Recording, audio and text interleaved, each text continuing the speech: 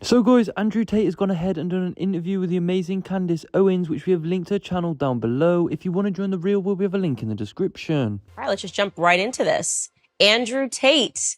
Long time. I know, it's been a very long time. Very long time. Actually, I met you downstairs at the Ritz. Correct. George and I were engaged at the time. Yep. And I probably was very swept up in George and barely got time to talk to you, but I do remember you being very polite. So it's interesting to fast forward to today, and you were very much in the UK circuit. Yeah.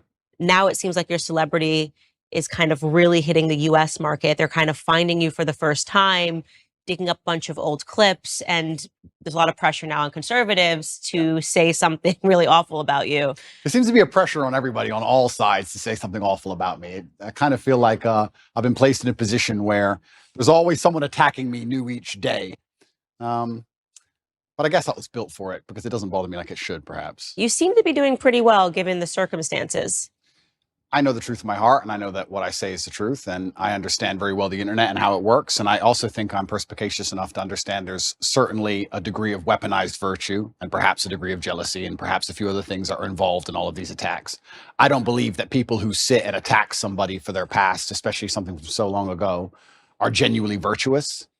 I don't think it's about virtue. I think it's about, well, I can get some clicks this way, or I can get some views that way, or he did the biggest interview ever, or whatever it is. There's certainly some other motivations. And I don't want to say water off a duck's back. I don't want to come across as arrogant. However, I do believe that since the dawn of human time, every single king with any kind of empire was constantly at war. And I think if you're going to become one of the most famous people on the internet, you're going to be at war. And you'd be a fool to become massively influential and then cry about the fact that you end up in constant battles. It doesn't matter if you're Napoleon or Charlemagne or Genghis Khan. There's always someone prodding the edges of your empire, trying to find weakness, see what a little bit of land they can take. And I think it's always been the same. And right now, I guess you could say, to a degree, I certainly have an empire and I'm massively influential. And there's a degree of, I wouldn't say jealousy, but there's certainly some ambitious people who are trying to damage it. I think that's what it is. So I did see a mashup clip that we're not going to show because I thought it was unfair. I will say that. Yeah.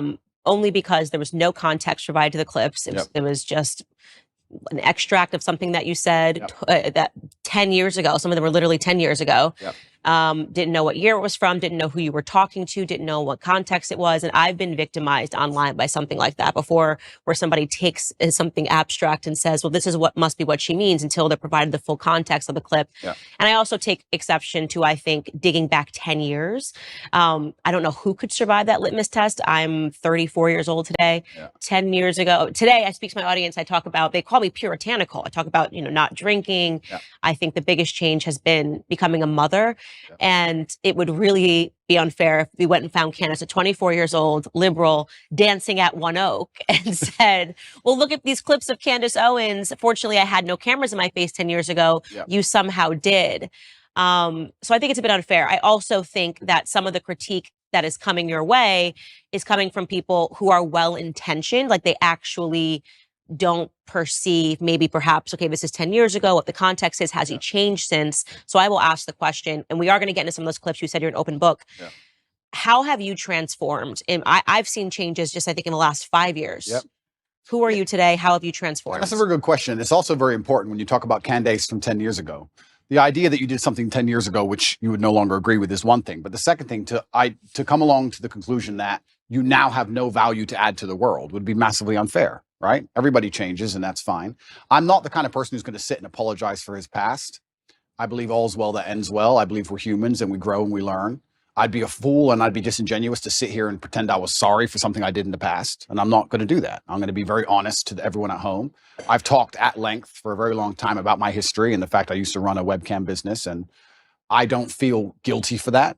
I know that's maybe what they want from me. I don't feel sorry for that. I've never hurt anybody. It has nothing to do with my current criminal case. Everybody who worked for me was very positive. In fact, my number one supporter is currently online, and my best lifelong friends and some of the letters I got in jail were from people who worked for me at that time. And I had a business, and I'm not going to sit here and try and pretend that I feel guilty or I feel sorry for that. I'm from a low income background. I did what I had to do to survive. And truthfully, all in all, being very honest, I don't think what I did was really that bad. And I want to say that. And I know people are going to lose their minds for it, but I didn't sell drugs. I didn't kill anybody. I mean, what did I do? I found a gap in the market and I helped some people organize some accounts on an internet website. That's what I did. And they're going to try and criticize me and crucify me for the next 100 years because of it, because of clips that were made 10 years ago. I think it's disingenuous. And I don't think anyone actually really cares about the virtue of it, because nobody who was involved in my life back then is complaining about anything. I think it's just an attack on me. And certainly we learn and we grow and we change. But it's very interesting how hypocritical the idea of looking at somebody's life over such a long period actually is. I mean, we can look at Donald Trump, right? Who I'm a fan of. I guess I know you've had your ups and downs with him, but in the conservative sphere, he's pretty well respected. Donald Trump used to own the Miss Universe pageant. Are we going to criticize him?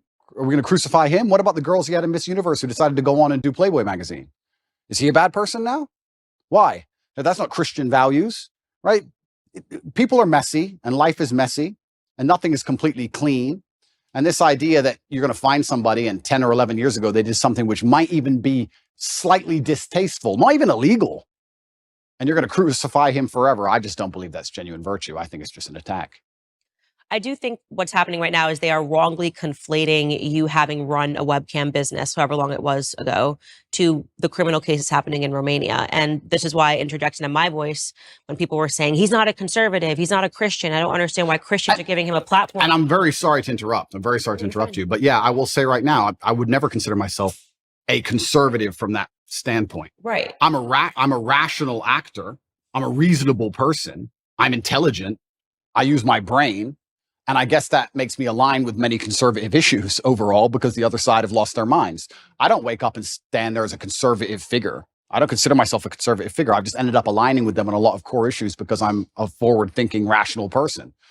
But I'm certainly not a I don't stand up and say, hey, I'm a conservative. I'm not interested in whether the conservative want to embrace me from that perspective or not. I have no interest in that.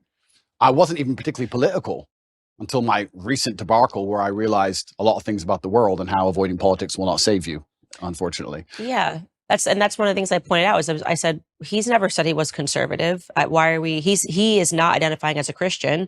So why are we suddenly using that as whether or not a Christian, a conservative, can put him on a platform and talk about something that is relevant? And something that is relevant is whether or not you are being wrongly or unfairly persecuted by a government. Yeah. I have spoken on my platform after examining the charges against Harvey Weinstein. He's clearly not a conservative. He's about as far left as it really gets. Yeah. But that doesn't mean that I don't have an interest in whether or not he's guilty or not guilty, and whether or not he was persecuted because of a overtly political movement like Me Too. So I do not like that these things are being conflated, but I want to park that aside, because we are going to get into your case, and just stick with what you just said about the webcam business. So you say you don't have any guilt for it. I'm not sorry. I don't operate in that frame. I don't think it's an intelligent way for a man to go through life to say, I'm sorry. At a younger age, I did the best I could possibly do, and I did the best I believed at the time. And you grow from it and you learn. And perhaps there's times in your life where you look back and think, well, maybe I would have done this differently, because hindsight's always 20/20. But every rapper sold drugs. Like, you get to a certain stage in your career where you no longer sell drugs and you don't do it anymore, but that's part of the life journey, and life's messy. And I'm not going to sit here and apologize to any conservative who wants to sit me down and try and give me some moral high ground garbage. I'm not going to listen to it. I had a very rough upbringing, a very tough life, and it could have been so much worse in so many ways. I've done nothing illegal. I've never hurt anybody. Everybody who was involved in my life back then are massive supporters of me. And I think it's very hypocritical for someone to sit, look at a situation they were not involved in and don't understand, look at old clips taken out of context, and then tell me and a whole bunch of people who were in my life who were all perfectly happy that something bad happened and something wrong happened. I don't think that's genuine. And for that reason, I'm not going to sit and be preached to by these people who are imperfect themselves. Everybody's imperfect.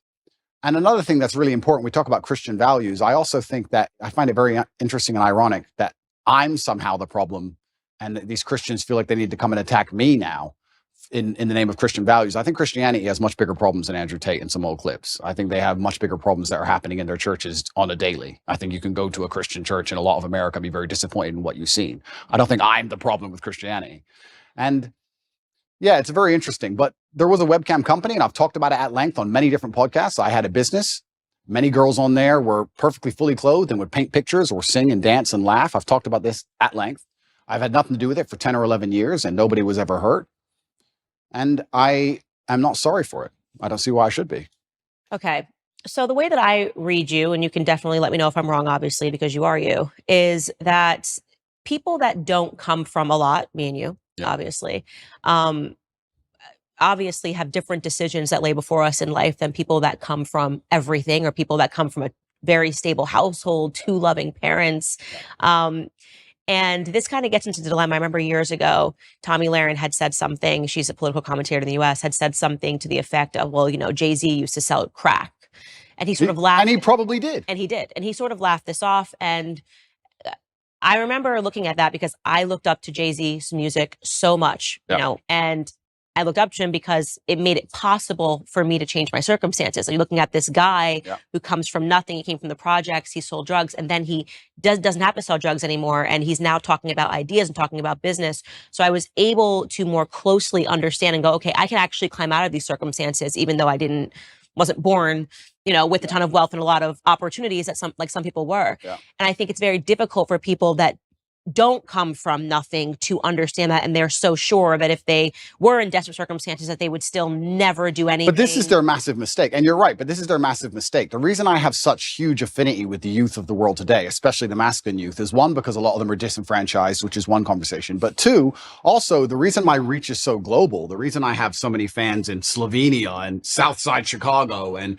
I've had kids from Ulaanbaatar come up to me, Mongolia, all around the world, is because I speak to the disenfranchised. And part of that is always going to be, or is going to involve, financially disenfranchised. I'm someone who comes from absolutely nothing and made himself into something. And unfortunately, there's a rocky road sometimes, like you just described with Jay-Z, to get that done. But if I would have been born into a perfect family, like you said, two loving parents, family was rich, white picket fence, and I was saying all the same things, then they wouldn't have the same affinity. So if you look at even a lot of superheroes, you look at Batman, he's a flawed person. And I think the reason I'm seen as a hero and the reason I have the fan base I have is because to a degree, I've always been a flawed person and I'm not a perfect human and I don't want to be. And I think that actually adds a lot of credibility to my character as a whole, that I've become the kind of person who believes he can add value to the world. And just like you said with Jay-Z, he changed. And the biggest thing for me personally, though, truthfully, and I want the whole world to understand this, I've been forensically analyzed by multiple different federal agencies from different countries for the last 17 months, analyzing every aspect of my entire life across the last 10 to 15 years. And what did they find? An old YouTube clip? That's the worst they could find. No sexual perversion, no drugs, no genuine criminal acts. They found something semi-immoral in a YouTube clip. And I would actually challenge anybody who wants to throw stones at me to go through the same level of scrutiny I have been under. And let's see what they find in your life. Because I guarantee anyone who's watching this right now, you sit there, you have a secret in your closet. You have a skeleton that you don't want anyone to know about, and they would have found it. So what's the worst thing that they found about me, considering I've been the most attacked man in the world for 17 months? An out-of-date YouTube clip? An out-of-context YouTube clip? Is that the worst? I think it's crazy that people aren't even sitting there and going, okay, this guy's been absolutely attacked and from every single angle, and this is the worst they could possibly drag up. Right. No, I agree with you. So the question I would ask you, though, because obviously you've moved away from that business, the thing I find to be the most interesting about you is that younger boys love you. Yes. They absolutely, like the 12, 13-year-old, 14-year-old. I have not come across a 12, 13-year-old boy who's not just an Andrew Tate stan. Yeah. And I think it's remarkable. It gives you a lot of power. And I think this is perhaps the interest that a lot of people have in you is, what are you going to do with this power, right? You have all of these boys, they believe in you, they stand up for you. And that is why it becomes important to state, I'm not sorry that I lived this. I don't think I would say that I'm sorry for anything decisions that I made when I was young either, because this is the deck of hands that I was given. What do you want me to do? Yeah. But at the same time, I do try to, now knowing that I have such a following of a lot of young ladies that follow me, say like, listen, I did the idiot stuff, so you don't have to. Power and responsibility go hand in hand. And that's the thing that's so interesting, these out-of-date clips, and they want to talk about these things from 10 years ago. At the time when I was talking to camera, those videos are made for private circulation initially. Secondly, I wasn't trying to educate the world on anything back then. I didn't have the kind of power and influence I have back then. The way you say something to a video which has 50 viewers has to be different than the way you say something to a video that has 50 million viewers. Mm-hmm. Power and responsibility absolutely go together, and I understand that very well, and I understand the power I have. And I do believe I'm now an absolute force for good in the world, and I'm far more careful with how I'll project myself with certain ideas. Absolutely agree, completely. But that's the thing that's even so crazy about all of it. These old videos everyone's so concerned about wouldn't even circulate if my haters weren't constantly trying to use them against me. They'd be disappeared into the history of the internet. I don't know where these things come from. I don't know where they were found. I don't know where they are. It's kind of crazy. A lot of people are making all these constant attacks on me, and I don't watch a lot of it. I'll have to be honest with you, Candace. I don't watch all of it, but a lot of the videos are so outdated. The only reason they even exist now is because my haters are so desperate trying to take me down. They don't have any concern for them being seen because they wouldn't be circulating them otherwise. So yeah, absolutely. Power and responsibility go hand in hand. And I do believe that I now have a huge platform, and with young boys, they're exceptionally interested in my case. I do believe to a degree I'm an anti-hero. I do believe to a degree that the harder I'm attacked, the more credibility is given to me in the eyes of my fans. I think that they see, everyone's out to get this guy. Everyone was out to get Batman. This kind of feels that way. And I do try and lead everyone down a good path and say extremely positive things. And I don't think anybody is finding any clips from the last 5 to 6 years which have anything negative in them. Right. I think you've changed. That's why I say over the last 5 years, I think there's been a seismic shift. And speaking to boys, the younger boys, I think one of the things that they're really suffering from, I get tons of responses rather unexpectedly whenever I talk about the topic of pornography on my show.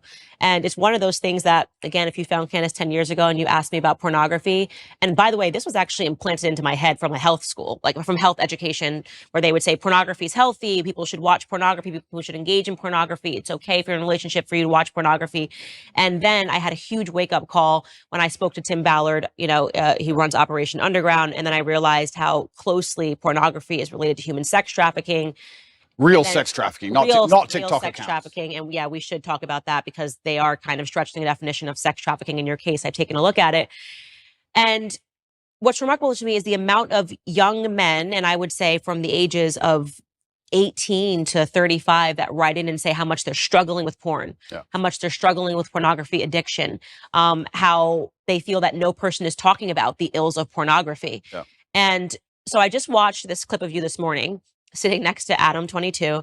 You were ever interested in doing your first ever double penetration scene that me and Lena, I mean, I don't want to speak for you, but I feel like, dude, would he be a suitable candidate? Andrew Tate, can I tap him in? I don't know. No. He looks built.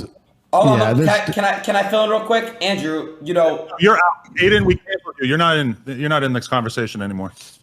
Fair enough. Go ahead, Andrew. Would you double penetrate her, bro? Would you do that, Andrew? Go ahead. Finish the answer question. All pop together. Is that chill?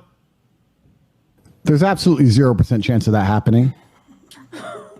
And it's not because Elena is particularly unattractive. It's because she's married to Adam, and I have no interest in degenerate, pointless sex, and I have no interest in making a spectacle of myself or even just involving myself in anything which I deem to be overall haram and pointless. That's just not something I'd be interested in. There's not a single amount of money on the planet you could pay me to undertake. So you were very polite. I'm not going to be so polite. I thought he was an absolute degenerate.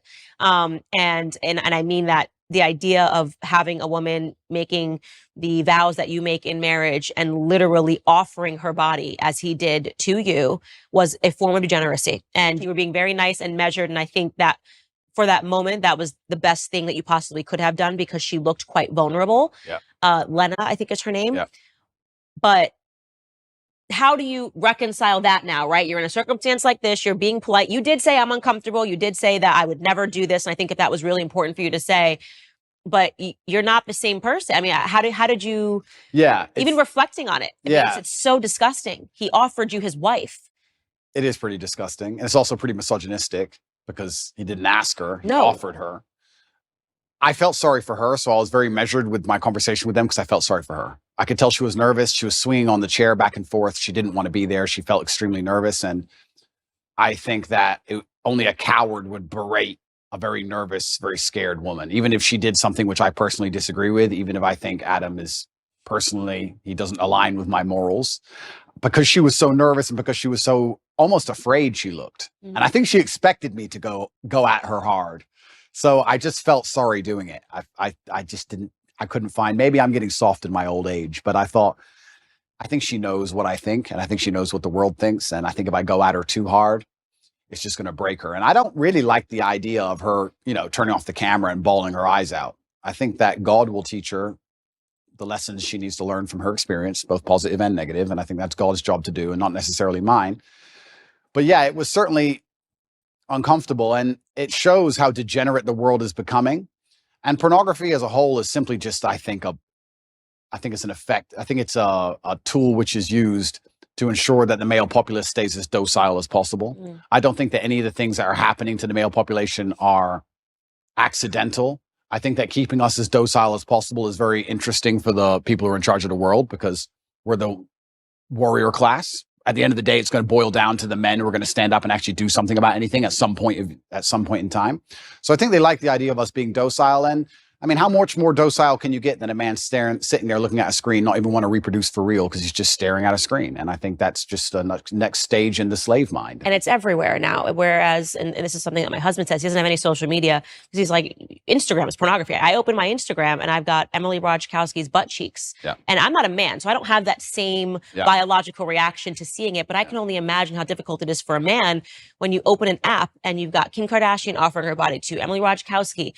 Even if you're walking down the street, I've realized even how desensitized I've become to pornography, because you see an ad for Gucci and for whatever reason, she's got to be completely naked while she's holding the bag. I remember in my lifetime, there were music videos that got censored or banned or can only be played after 10 or 11 at night. And if you watch them now, you'd be like, what? For what? What is that? A bikini? Like, it's nothing. It's amazing how quickly it has degenerated. And yeah, absolutely. And we're all degenerating with it. Like I've realized the fact that I don't have a reaction to seeing the half-naked woman holding a Gucci bag means that I have been desensitized to pornography. And I can only imagine what that does to men. Oh, completely. And but this is what the powers that be want. They want to make sure that the male populace is as docile as possible. And they do that with a large array of weapons. And they do that with a web of tools. And I believe that I'm the counter to that, which is the reason I ended up attacked in the first place. But unfortunately, when you buy into the slave mind programming, you do not become the kind of man who can easily attract a woman, because you're not attractive to females as a whole. So how do you satisfy yourself? You end up sitting there staring at a screen, and they convince you that's a good life to live as a man, and that's perfectly fine and perfectly normal. And you don't even get to genetically reproduce. I do also, though, and I want to make this clear, I do believe in absolute and utter self-accountability as a man. I think as a man, everything that happens to you is your fault. Me going to jail was my fault. Me being attacked online was my fault. If all these bad things that happened to me, I will take responsibility for, even if I believe they were unfair or unjust. And I think that any man who's going to sit there and say, I'm struggling, he also needs to wake up and understand that if you're going to truly struggle to not click on a website, then you're going to deserve the terrible life you're going to live. And the devil or the matrix or whoever you want to call them are going to fill your life with temptations. They're going to fill your life with easy way outs that they're going to want you to take, because the good road is usually the hardest road. And if you're going to continue to fall for them, then you're going to have to suffer the consequences of that. So it's double-edged. It's certainly difficult that pornography is everywhere and men are struggling with it. But to me, what's even more upsetting is that these men don't have enough fortitude and enough mental strength to wake up and say, I'm better than that. Okay. But this is the thing, right? So I'm about to get started, Candace. Good, get started. This is the thing. But this is the thing, right? So when you attack a man's mental fortitude on one issue, you attack it on all issues. This is why it's done purposefully.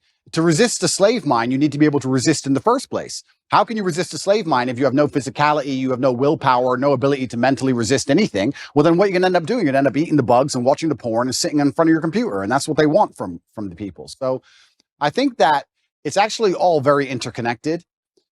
People come at me with the porn problem, and I get the same thing. Guys say to me all the time, hey, what are you going to do? What should I do? I struggle with pornography. And I say, that's because you have nothing else in your life in order. If you were in good physical condition and you had the money you were supposed to have and you had the mentality you were supposed to have, you wouldn't need it. So the reason you're so addicted to porn is because everything else in your life is a failure.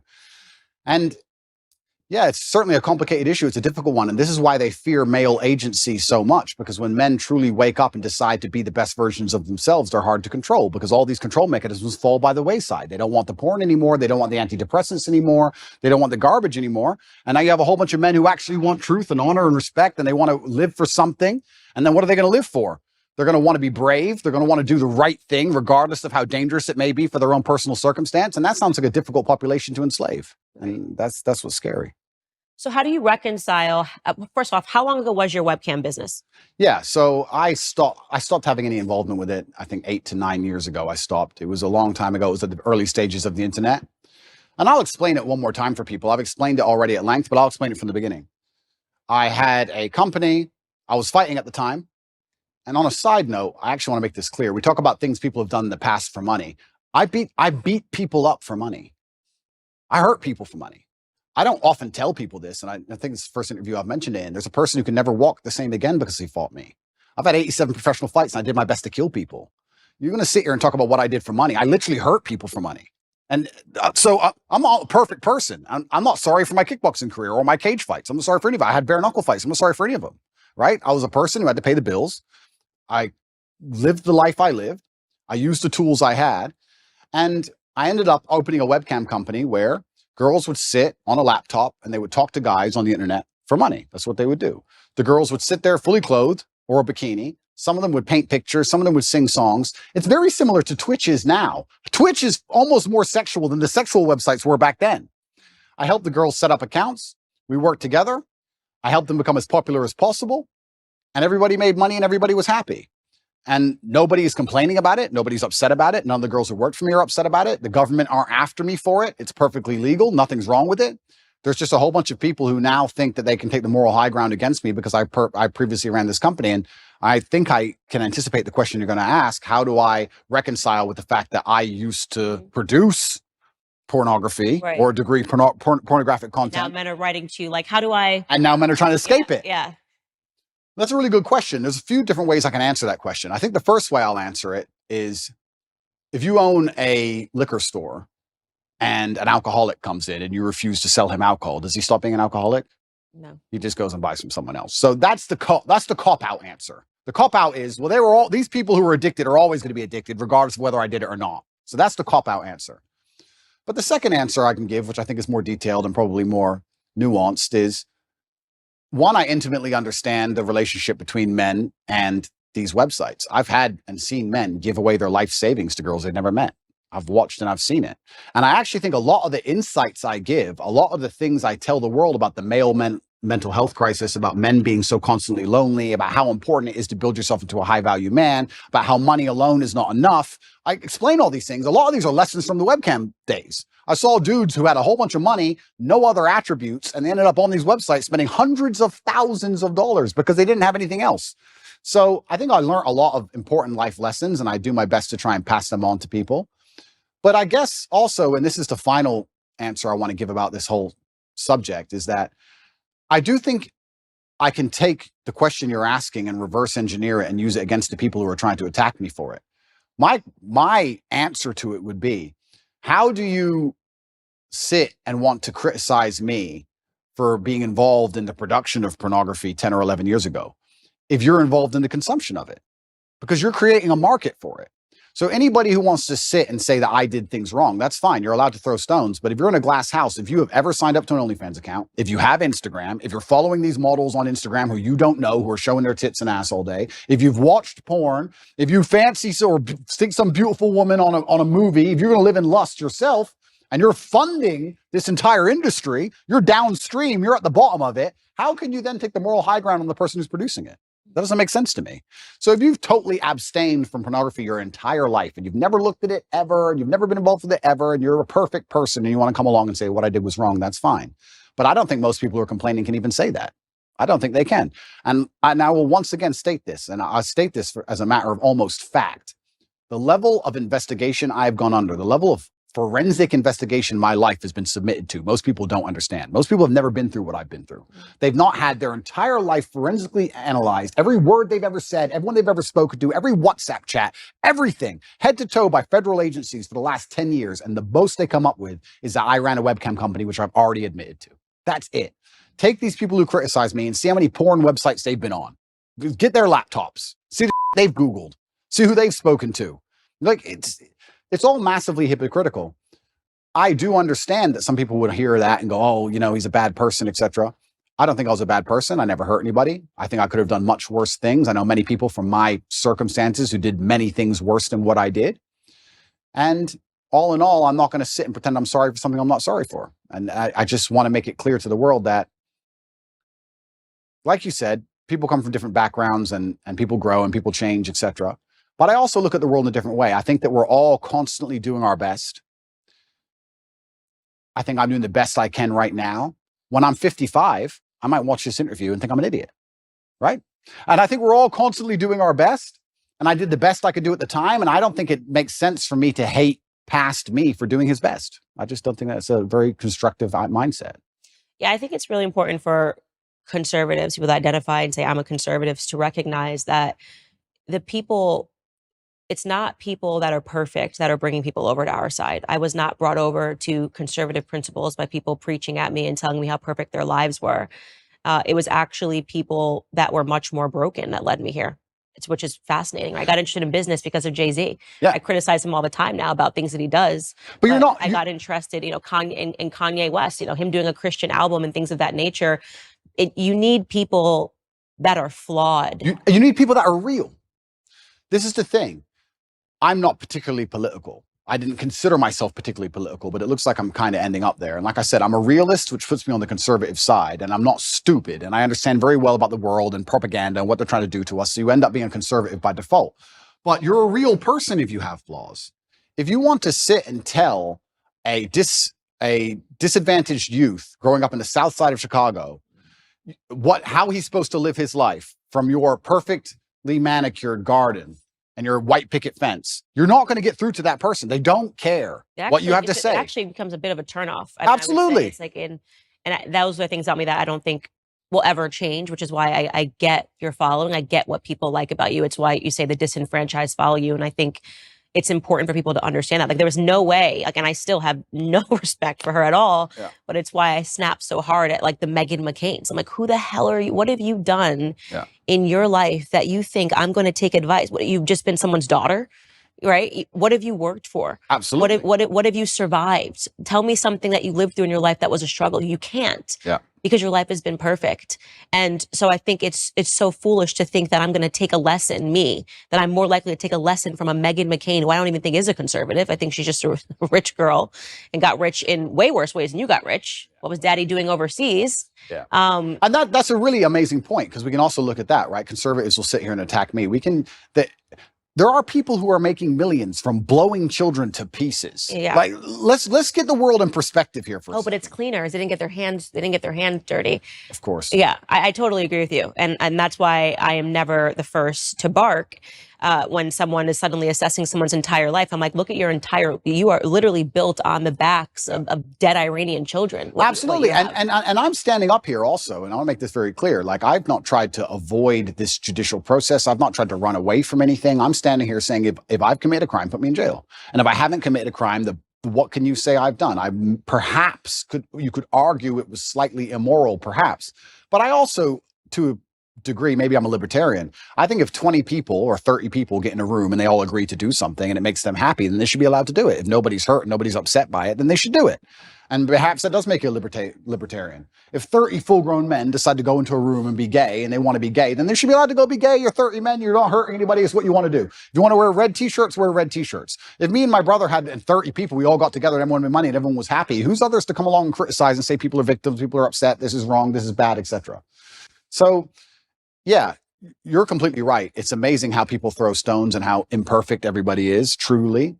And I think the best thing you can do as a man is obviously learn your lessons from your life and try your best to pass them on. I feel like I'm doing that to the best of my ability. But also, another thing that conservatives is going to blow their minds, is going to really upset them.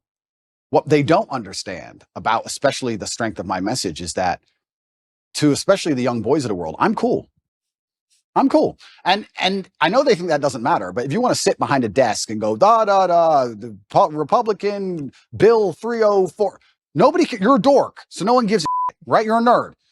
I've got the big cars and pretty women, and I live the lifestyle. If you want to really capture the youth of today, you need to get some kind of affinity with them. They need to at least want to be you to a degree. You need to at least be their hero to a degree. This is where liberalism wins. I don't think a lot of conservatives understand that liberalism's sexy. You do drugs, you run around, you burn stuff. It's cool. You get a party. Because what do conservatives do? Stay home, stay home, stay home. It's boring, right? At least what they don't understand is that conservatives will sit there and go, he's a terrible role model because he has all these pretty girls in this fast car and he's a materialistic. That's the reason I can actually help the world. That's the reason young boys will listen to me. You said it yourself, 14, 15-year-old boys, they'll look at my life and go, okay, I want to listen to this guy. They don't want to listen to me if I sit behind a desk and read Republican Bill 308. I don't read that crap. I don't know. And they don't care. I agree with you. I mean, I think one of the criticisms that I faced was that I care too much about culture on my podcast. I'm like, culture is interesting. Culture is what is changing minds and changing hearts. 100%. So if you don't want to compete with liberals in the cultural space, then what are we doing this for? 100%. Right? What do you think the young kids, do you really think that they're, like you said, following a Senate bill that just hit the desk? Or do you think that how you convey that to them and how you're talking about ideas actually matters and culture matters? And it's something that conservatives gave up many years ago. And they wonder why they lose. And then we call it... Trump was cultural. Trump was cultural. Yeah. Trump was fake news. Yeah. Trump was a hero. And to be a hero, you have to be attacked and you have to be an imperfect person. And that's the reality of the world. And culture is super important. And you're right in regards to conservatives giving up. I'm trying to think of conservative culture now. I mean, I like to think that we're making degeneracy unpopular. I like to think that there are some good voices out there that is making God cool again. I actually like to believe the pendulum is swinging. I do believe it. And I see it online. And it's a combination of so many small things coming together almost in perfect timing. But it is cultural. You need a cultural shift that moves away from this insanity. And you're right. If you just want to sit there and just preach, nobody's going to be interested in it. And I also think that especially in the masculine realm, I can't talk for being a woman, but I can talk for being a man. In the masculine realm, we certainly like to see people lead by absolute and utter example, because traditionally we would be following our commander or the man we respected into war. So we'd like to know he can at least fight. You like to see he's at least brave. You like to see him lead by example. And I think especially if conservatives want to win the culture war, then they need to lead by example. If you're going to be a conservative preacher and you want to tell men about how they should live their lives, you should be as strong as possible. You should look in shape. You should be big. You should show you're motivated, you're disciplined. You should absolutely, of course, we all have vices, but you should be very disciplined with your outlook. You should make it very clear to the outside world that what you've done wrong, what you haven't done wrong, you should take accountability.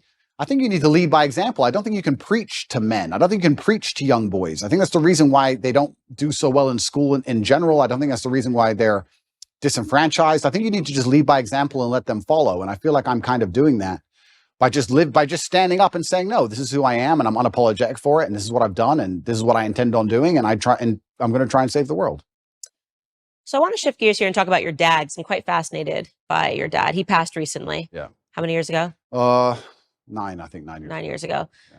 But wow, just wasn't at all what I was expecting. A chess champ, served the country. His name was Emory. Yeah. Really interesting to talk about just, I guess, your upbringing with him as this chess champ. How did he get into chess? Yeah, I do believe I had the best father on the planet. A lot of the things I regurgitate are regurgitated from him. A lot of the things I say, he literally said to me line for line. I believe that he was very morbid in his approach to life, and he wanted me to understand that he will not be here forever. And he wanted me to understand that when he is gone, I had a duty to fulfill. He talked about dying a lot, which I guess is kind of unusual, but he would, even though he was relatively young. He died when he was 58.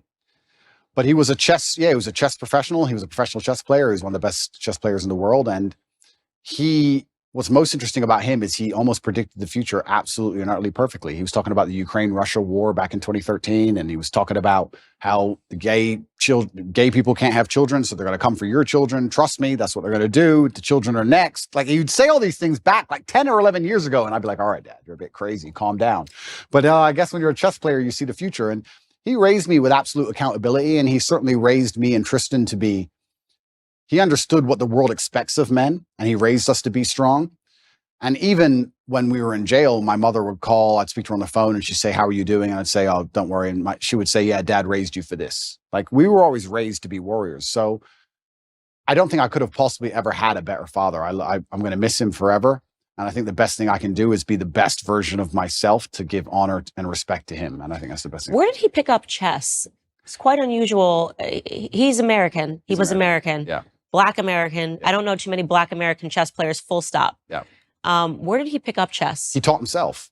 And he taught himself, and he just read a couple books. I think he read 3 chess books and ended up being one of the best players in the world. And incredible. It's incredible. But it's actually interesting when you talk about, we were just discussing affinity and how people are imperfect people and how it allows you to actually teach things better. My father, towards the end of his chess career especially, made most of his money teaching chess in inner city schools because he's a big Black guy. Mm-hmm. So the children would be like, okay, I'll listen to this man. You're right. So it's amazing how affinity is real and coming from a certain socioeconomic background is real. And, you know, we all talk about how ridiculous racism is, but also to a degree, pattern recognition is real. I look like him. I can be like him. These things are real.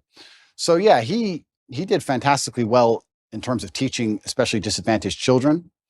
And he taught himself, and I wish I had his mind. I'm not nearly as intelligent as he was. I wish I was. You gotta be real smart to be a good chess player. You've got to be better than smart. I actually think you go beyond the realm of smart into I wouldn't say he was on the spectrum, but you certainly get to a new level of socio interactions. Do you understand? I'd go to chess tournaments when I was a kid, and everybody there would be a world level chess player, and everyone was a bit strange, a little bit. I don't know if it's like that anymore. I see the chess community's now moved online. There's a lot of them playing online, and they seem a lot more normal than the grandmasters I remembered. I remembered old grandmasters, half drunk, ex-KGB, shaking at the board. Yeah, like it was a bit different back then. But yeah, I wish I had his level of intellect. He was certainly the smartest person I've ever known. And even when he died, I got endless emails from people I'd never heard of who just said, I worked with your dad, and I don't think you understand how smart he was. He served America, yeah? He served America. He was in the Air Force, and he was a linguist for the CIA. He joined the Air Force. He ended up being a linguist for the intelligence. What other languages did he speak? He spoke Russian, German, Spanish, and English. But officially, he was supposed to speak Russian. He assimilated Russian in 2 weeks. I think he holds the Air Force record. Okay, so he's very smart. Yeah, super ridiculously smart. Yeah. I got an email from somebody when he died, and they said that, I just want to send you an email. You don't know who I am. I was serving with your father in the armed forces. You tell everybody your dad was smart, and they're not going to understand how smart he was. And I want to give you a quick story. I was living with a Russian woman, and I already spoke Russian conversationally when I began the Air Force training to learn Russian. Your father knew nothing, didn't know the alphabet, didn't know nothing. And within 2.5 weeks, he was correcting everybody, including the professor on Russian. Yeah. So like he just read the dictionary. I saw my dad sit there and read a dictionary, just read it. And that was it. Yeah. It's like photographic memory. Like he was on a spectrum, something else going on. Yeah, something else. Well, the little X-Men. Emory Tate was his name, and everyone called him E.T. Yeah. He was tough on you. E.T. He was certainly tough on me, and I can't express enough how grateful I am for that. We live in a world now where I'm going to say that my dad hit me when I made a mistake, and everyone's going to lose their minds. And they're going to pretend I was somehow abused and that somehow my childhood was terrible. And I could not if he was come down to earth today, I would shake his hand and say, thank you for absolutely everything you gave me, including discipline, including understanding that in the harsh realities of the real world, there is a line. And if you cross that line, violence appears. That's the unfortunate reality of earth. There's a line. And if you cross it, violence will appear, either from a cop or from a guy on the street, or from someone you don't like, or even a friend will turn on you, whatever. There's a line that shouldn't be crossed. And I learned that from a very young age, and I'm very thankful for that. I'm not sitting here saying a kid should be abused. There's a difference between abuse and discipline, of course. Everyone with a brain understands that. But he was extremely tough on me. And if I could change anything about my childhood, I'd only wish he was tougher. Because life's tough. Life's hard. And I think that the best thing you can possibly do as a man is prepare for the endless difficulty that's going to come your way. There's no way out as a man. You're either going to have a very difficult life to become somebody important, or you're going to suffer the difficulty of being invisible. What do you want to do? You want to be invisible and just hide and work in Starbucks and never have a girlfriend who truly loves you and nobody care if you live or die? Or do you want to go out there and be top G and be the most famous man in the world and have government agencies trying to lock you up for no reason, putting you in a dungeon? You have to make a choice. It's going to be difficult either way. So I think if you have a son and you're not preparing him for absolute difficulty, you're doing him a disservice. I think that's what has to happen as a man. And I've said this many times before, but I'm going to say it again. I don't think many people understand exactly how competitive the masculine world is. Men are constantly in competition with each other. We always have been. We used to go to war and fight and kill each other. I guess in some places we still do. Maybe that's calmed down a little bit. But in the masculine world of today, everybody is constantly competing for everything. The car that you want, other people want. The woman you want, other people want. The house you want, other people want. You're competing to have all of it. And how do you do that? You do that through status and money and influence and power. It's war.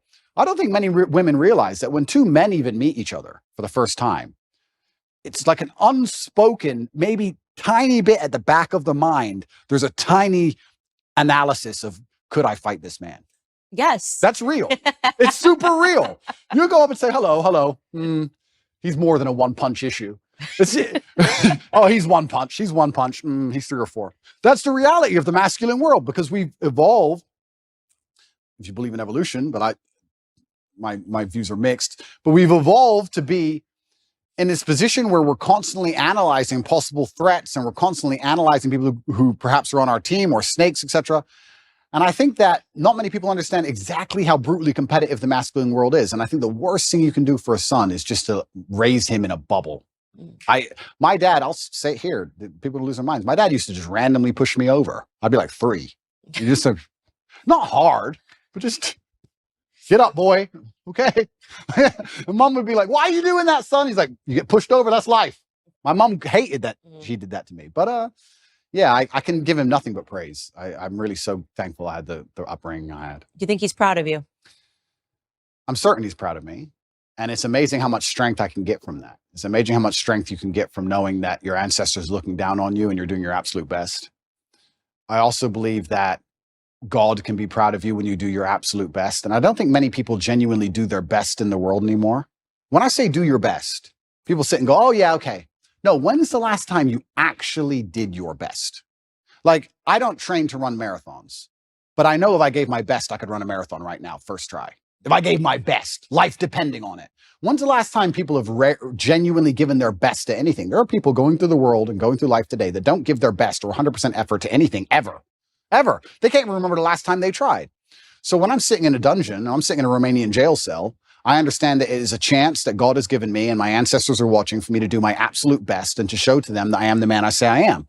You can't become the most famous man in the world for mental resilience and God not test your mental resilience. I think that would be a very amateur way to view the world, that you can now become one of the most famous men in the world who talks about mental discipline and mental resilience and God's not going to test it. I think God's going to come along and say, okay, you want to be Mr. Famous. All right, let's see what you have. So I believed it was a chance to show God and show my ancestors and show my father that I am the man I say I am. And it's amazing how much strength you can draw from that, because I don't think many men especially understand that even if you don't have the strength to be a hero for yourself, you should have enough discipline and enough honor to want to be a hero for somebody else. And if you have other people you truly respect, you should want to be a hero for them. And I think that's the masculine imperative. If someone's going to attack your wife, that's when you become a hero for her. You have to. What kind of man are you if you're not? And you can apply that to other things. If you apply that to your ancestors, or you apply that to God, or you apply that to your beliefs or your core principles as a man, then you can be a hero anytime you want. So it's so funny that you say that, because it really does. Everything goes back to biology. I think about this all the time, no matter how much sociology is behind everything, telling men to act like women and women to act like men. At the end of the day, women want a masculine man. And when they don't have a masculine man and they beat their man into submission, they're not attracted to them anymore. When it's a tail in between, it's just not attractive anymore. And I used to maybe think of this boyfriend that I had when you were talking about, just defending the realm, this sort of responsibility that men have. And I remember sitting there realizing that I had to break up with him, because I thought that if somebody burst through the door with a gun, I was going to have to be the one that would have to defend us, because he was just such a flower. 100%. And it's in society is yet blaring at men to do the opposite. And they're trying to confuse us. This is why I think you have a platform. This is my whole theory that I built in my head about why you have a platform, is because Lena Dunham came before you, right? And I think that for years, men were told to act like sissies. Yep. Men were told to put your tail between your legs. That was the message, the agreed upon message that came with, Hillary Clinton running, the Me Too movement, all of these things where men were basically told that if you have a masculine instinct, you're guilty. Yep. And then inevitably, because there is an equilibrium in this world, because there was Lena Dunham's, because there were the Taylor Swifts, because there was the girl squads, eventually what would have to happen was that it was going to have to be evened out by someone saying, no, F that, be a man. Yeah. And I don't feel guilty for being a man, and I don't think any man should. No, I don't think so either. And I think that the most annoying thing about all of this is just how genuinely hypocritical it is, because there's all this feminine movement and we don't need men and men don't matter, etc. That's music too, men ain't the whole, it's a agreed upon message that men suck. Absolutely. And it's only in the most favorable possible circumstances where females will say that. And that's what's so disingenuous about it, because as soon as things actually begin to get hard, the closer we get to the realities of life, the closer we get to the unfortunate circumstances of the world, and they exist in many places, the faster you will see people look for traditional masculinity to protect them. So it's not even like it's a genuine belief. That's what's so upsetting about it, is that it's just, I don't know if these people are delusional or if they're deliberately hypocritical. I'm not sure which one it is. I think they're brainwashed. I think it's a two-pronged approach. I think it's the cultural messaging, and also in the education system, they're actively learning that this feminism is what you need to aspire towards. Like when you get out of school, women, you should want to compete with men in climbing the corporate ladder. Yeah. I actually think there's a mass brainwash that's taking place. Oh, completely. They want to neuter men. And the way you do that is to empower women to a point where they're now the dominant power, especially in the Western world. I believe we live in a matriarchy. I don't believe it's a patriarchy like we're told it is. I actually believe it's the other way around. I can't think of a single law that benefits men over women, but I can certainly think of some that benefit women over men. Mm-hmm. I think it's very dangerous to be a man in the world today. I think that if women want to destroy a man, it's extremely easy to do. We can look at my current scenario and situation I'm in, and many other men are in the same scenario. I can't think of many examples of a man falsely accusing a woman of something and her losing her entire life, where I can certainly think of ones the other way around. So yeah, they want to turn men into eunuchs because their intention is to make us all slaves. And I say that and it rolls off my tongue and people just hear it and they don't actually think about what I'm saying. Their intention is to turn men into eunuchs because they want to make us all slaves. I want you to actually understand exactly what I'm saying to you, because at the bottom line of revolution has always been young military age males, and they don't want them to have enough balls or enough forward thinking or even enough care for anything outside of themselves to do something about it. Another thing people don't understand is that a lot of these attacks and a lot of things they're trying to do with the culture, especially, they're trying to inject such innate selfishness inside of people that they don't really care about anything that happens outside of themselves. Because then it's very difficult to give a shit about your community. It's very difficult to have any kind of genuine care about your town or your country or an issue. No, they just want you to be self-absorbed, semi-depressed, because depressed people don't fight that hard, watching porn, living inside of your own mind, convinced that somehow you're oppressed for some reason, on the internet typing tweets. That's what they want you to do. And they're going to try and keep you there. And genuine masculinity, yeah, to a degree it's protective, and to a degree also it has parameters. You can't be a man who doesn't say no. You can't be a man who doesn't have standards for himself and for people around him. I've got labeled as ultra misogynistic because I believe that a man should have standards in his relationship. I believe a man should avoid dishonest people, male and female. You should avoid, if you're a dishonest person, if you lie, if you're going to deceive me, it doesn't matter if you're a man or a woman. I don't want to have anything to do with you. I was sitting talking on a panel show saying that women who are dishonest and promiscuous are not the kind of woman I'd ever want to associate with. And I was labeled misogynistic for that. So it's crazy how they'll attack you, and they'll attack you so violently and so endlessly and repeat it so many times in a bid to beat your soul down. That's what they want, especially from me. I truly believe I'm the number one prize for them to get. If they can get me to just give up. If we can get Andrew Tate to just give up, being a man's bad. Come on, Andrew, say it. And it's like, it's dangerous, one thing, but it's actually genuinely also sad. When I analyze the situation in the world we're in today, part of me feels sad that we've ended up in this place where the people who are in charge are so evil and their plans are so heinous and the consequences so dire that they know they can only implement them if they genuinely remove the warrior spirit from every man on the planet. Yeah. It's kind of sad. And the warrior spirit is really important. And it's something that I speak about a lot, that men need to go be men. Even in the capacity of my marriage, my husband needs his guy time. I need my girl time. Yep. The masculine and feminine, it's very important. The fact that my husband hunts and shoots and does these things, that's very attractive to me. Yep. To know that if the grocery store is faded away, that he could go catch dinner. Absolutely. You know what I mean? That he knows how to skin an animal. Absolutely. And they poison that. Look at the hunters. Look at the way they view hunters. They look at people in the South. Yep. This is why they know how to ranch. They know how to farm. They know how to survive on their own, which is why they start to poison that mentality, which is why I think it's really important that you're speaking to young men about why it is okay to be a man, giving them permission to be a man in a capacity that I can't give them that permission. In the same way that I try to give women the position to know that don't allow them to delude you to believing that this is femininity. It is not femininity, Lena, to have your husband offer your body to another man on camera. That's the poisoning. They teach women that this is sexual freedom, that this is sexual liberation. Yeah. I looked at that and I saw a slave relationship. I saw a master offering his slave to another person because he was just so, I just love Andrew Tate. Would you like to see with my wife? I would be okay with that. That is horrific. That is not femininity. That is not masculinity. Correct. I absolutely agree with you on that point. You're totally right there. And I think that's probably one of the most misogynistic things that have happened on the internet in recent times, but perhaps they're on the right side of the political spectrum. I don't know which side they're on, but if they're on the correct side, you seem to get away with things. But it's very interesting what you're saying about your husband and fishing and hunting and stuff. I completely agree with you. And there's another thing about masculinity as a whole that I don't think that a lot of people want to address, but it's something that's certainly large in terms of my following. Because if we break down, if anyone's watching this now and they're trying to understand why is Andrew Tate so popular, well, I believe I speak to the base instincts of Base instincts. 100%. base instincts. And one of the base instincts also for men, I don't think a lot of people understand, is to a degree is peacocking and showing off to a degree. And I do that fantastically. But it is. And if you look at men of old, and they used to conquer, and they'd wear a feather from the man they killed, or a piece of gold they stole. There was always that degree of flexing, showing off. And I think it's being unapologetically masculine and saying, yeah, I'm a big, successful man, and I can afford all this stuff, and this is who I am, and I've worked my ass off, and this is what I have, and I'm not sorry about it, and I'm dedicated, and I'm hardworking, and no, I'm not. I don't feel like I should have to cower or hide or apologize to the world for any of these things. And I think that's the reason why a lot of men find affinity in my message. And you're right. Baseline masculinity is being attacked, and women naturally don't find it attractive to find a man who's not that way anyway. But baseline masculinity is being attacked because they want you absolutely not dependent on the government, so that the government can decide whether you eat that day.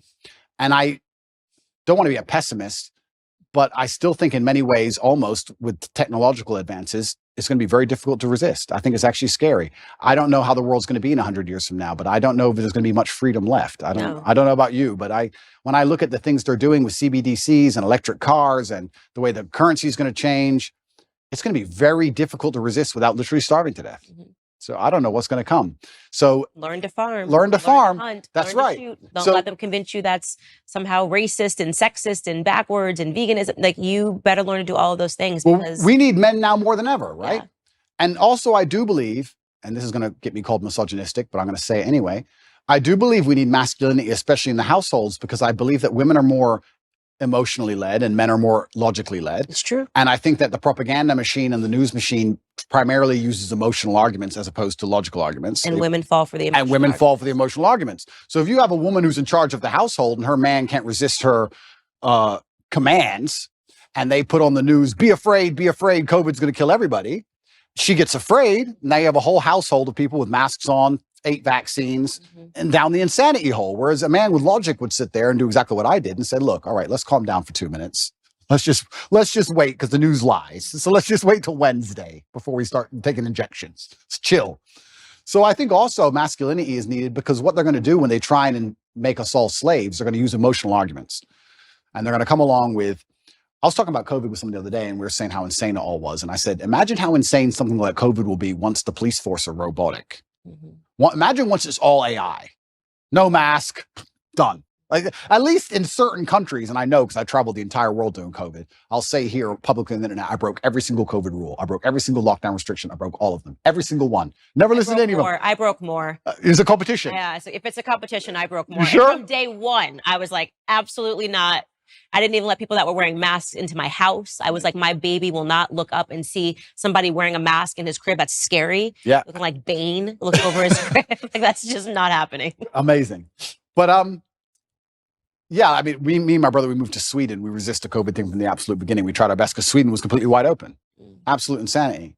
But yeah, even the COVID thing, if you look at it, the emotional argument that was used and how they controlled the world, and they're going to use emotional arguments to control us with everything. I talk about the police force being AI. What they're going to eventually do is say, cops shoot people, humans make mistakes, cops are racist. We're going to give you robot cops that never make mistakes, because cops are racist and cops can make mistakes, but these robots never make mistakes ever. And then once all the police force are completely robotic and they've removed all our weapons, you think something like COVID 2.0 isn't coming? You think you're not going to be locked in your house? You think they're just going to let you live in peace and walk around outside? Are you an idiot?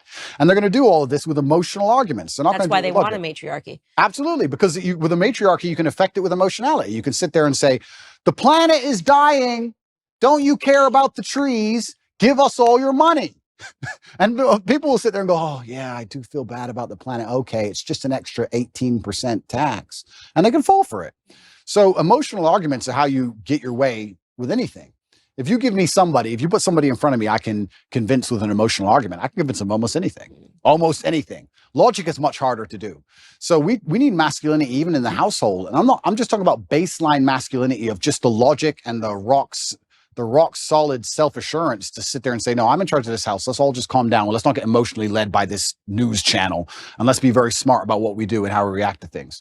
And that's why it's under attack. And I think I talk about revolutions and I talk about men being the military age males who are going to eventually stand up, etc. But I'm not be doomsdays about anything. I don't want to get arrested for any accusations. But even just having a masculine essence in a household makes the whole household harder to psyop. I truly believe that. And I can just think of COVID, and I use it as an example because it's the most recent large psyop they've attempted on us, where the amount of people I saved personally, I must have saved 200 people's lives from that vaccine. Me personally, just because me as a man, they'd come to me and go, I want to travel. And I'd say, listen, I don't even have time to explain to you, but have I ever been wrong? No, don't get it. Okay. A year later, they're like, I'm so glad I didn't get that. I'm like, I told you. Like, it's amazing, like what a masculine essence can do. So that's another reason it's under attack, because if they can remove the masculine essence from society, well, now you have a society. Imagine a society where you can control purely with emotional arguments. We're almost there. We are in a matriarchy, and this is why they accuse me of being an internalized misogynist, because I'm able to think through and acknowledge the flaws of what happens in society when women get power. And if you want to know what happens, look around you. Women fall for emotional arguments the entire time. Show us a commercial, show us. It's so sad. And before they get to the rational aspects of it, they're already invested emotionally. And I think that virtually every societal ill that we are facing today is because of women. And I think the greatest recent example of that is the Bud Light controversy, because, trans people were just playing dress up as women, invaded every women's space, and women said, oh, but I feel bad because it's how he identifies at the inside, without thinking through the fact that you're quite literally disappearing yourselves, right? Absolutely. You're quite literally saying, I will cease existing before I let this grown man who's wearing a wig have a bad feeling. That's insane. That is a patently insane emotional conclusion to come through. Yeah. Then Dylan Mulvaney sipped one beer, and Kid Rock was out there with an AK and Bud Light collapsed because men said absolutely not. And I give that example because women need to realize how backwards it is that it took men to stand up to say something was wrong when it was so obviously patently wrong. Yeah. Nobody cared for years until men stood up to it. So yeah, completely, because it's emotional arguments. And if we also analyze, there's certain things that women can do so much better than men. I said this the other day. I was saying to my brother had his daughter here and my niece was here. And I said, isn't it amazing? I found this amazing. I said, isn't it amazing the patience a mother has with a toddler? I'm like, she's been listening to Peppa Pig for 4 hours. I would lose my mind. I couldn't do it. I simply couldn't do it. So women have this emotionality, which is so fantastic when it's properly used, when it's put in the place it's supposed to be. I would never drop my child off to a daycare full of men. Would you drop your 3-year-old child to a daycare run exclusively by males? No. It'd be weird. It's just something about it is weird. I wouldn't trust the men not to lose their temper with the kid. I wouldn't understand why all these men want to be around these children all day. It would be a very weird scenario. So we all understand innately our gender roles, innately on some level. So women have a fantastic superpower when it's properly used. But like everything on earth, if you have a superpower or any kind of power at all and it's put in the wrong direction, it can be destructive.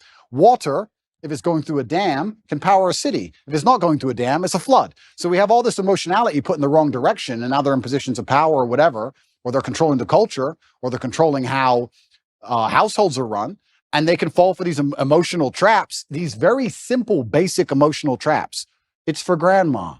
The most basic, dumb level. And I sit there and say, grandma's 98. 98-year-olds die. And I'm not saying she should die. I'm saying 98-year-olds get sick. Who said it was COVID? Prove it was COVID. She got the flu last year. Like, what? Have you lost your mind? But grandma. Which is funny because I think the average life expectancy is 73. So if they've made it to 92, they've done great. They've done great. Absolutely. And I said that, and people thought that was so harsh and so mean. Because there you go. Harsh, mean, emotionality. Yeah. And emotionality is used against people, which is also why they don't like stoicism. Is why when you have a man who's hard to emotionally affect, they also see him as a threat. Mm-hmm. I've had it from a lot of people. I've had some of the hate mail I've got, and I get a lot of, I probably get about 10,000 emails a day. I'd say about 9,000 of them are support and 1,000 of them are fervent weirdos. And the weirdos are like, you're a psychopath because all this is happening to you. You don't even care. It's like, they're threatened by the fact that I'm stoic. They're threatened by the fact that I won't cry and lose my mind over it. They're like, oh, he has emotional control. He's a threat, because then they can't lie to me. They can't psyop me. And they want you to be emotionally incontinent. And this is another thing they're teaching men. They're teaching men to act out your feelings. Well, why are they doing that? Because that makes you an emotional person and you're easier to control.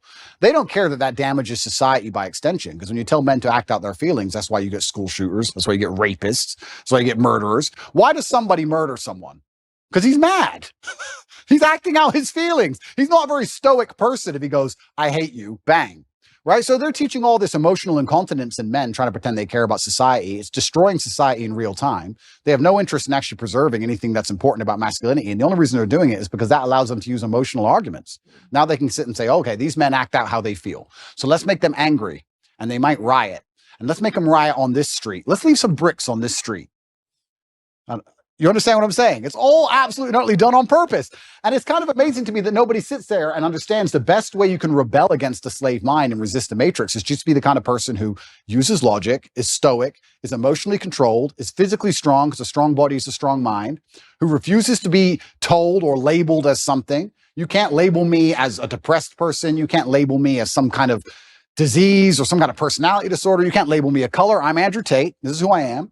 I work hard for my last name. I understand what's right and wrong. I'm going to do my absolute best. And that alone in and of itself is an act of rebellion against these people. Society really started going down the drain when we started getting into mental health awareness. And this is maybe one of my most controversial viewpoints, but I say it over and over on the show. Everybody needs a therapist or talking about their feelings. The truth is that every feeling you have isn't valid, doesn't need to be explored. Sometimes you just have a wacky feeling and you just let it go. And because my grandfather was such an impact on my life, strongest man that I've ever known, didn't shed a tear at my grandmother's funeral. They were together from the time he was 17 years old until her dying day. I'm certain he collapsed when he got home. Yeah, of course. But this traditional display of masculinity, in my grandfather's perspective, that a man needs to let it die in his chest, before displaying this emotion, had an impact on me. And when I see, like, I guess to give a cultural example, someone like Prince Harry, on TV, with his arms like this, breathing and showing what he learned in therapy, it makes me want to die a little. Completely. It makes me want to die a little when I see men acting like this. Completely. And that's controversial because they're supposed to say, oh my God, he's so brave. It's so stunning. Like, he's showing this side of him. Everything about Prince Harry, to me, is what a man should not be. Right? Absolutely. What you've done to your family, betraying your family, allowing a woman to assert that much control over you that you would, for profit, betray your family. I mean, everybody's got a family. Everybody's got family issues. Don't even let me get started. But the idea of selling out your family and then going the royal family, selling out the royal family. And what happened, it's such a display of what's happened to men, what's happened to masculinity. He's giving up his guns. He's never going to do this anyway. It's all of it is such a public example of what can happen. The thing is, I know what's so interesting is I know how miserable he is. He's miserable. There's no way a man can be happy in that scenario because I think masculine happiness comes from strength and to a degree excellence, and also comes from respect. Mm-hmm. Men want to be respected, and he doesn't respect himself. His family doesn't respect him, and his woman doesn't respect him. I know how unhappy he is. I know how unhappy she is by extension. It's just an unhappy, miserable house. He gave up everything and gained absolutely and utterly nothing. This whole therapy thing, the reason I believe they push therapy so heavily is because it goes into something I said a little bit earlier about selfishness. If you convince somebody that they have to spend hours and hours per week sitting in a chair talking about that feeling they had last Thursday in the kitchen. That's crazy. It's insane. Crazy. You want to talk about creating mental illness. There it is. This exasperates problems. This makes it worse. Mm-hmm. And it also builds this culture of absolute and utter selfishness.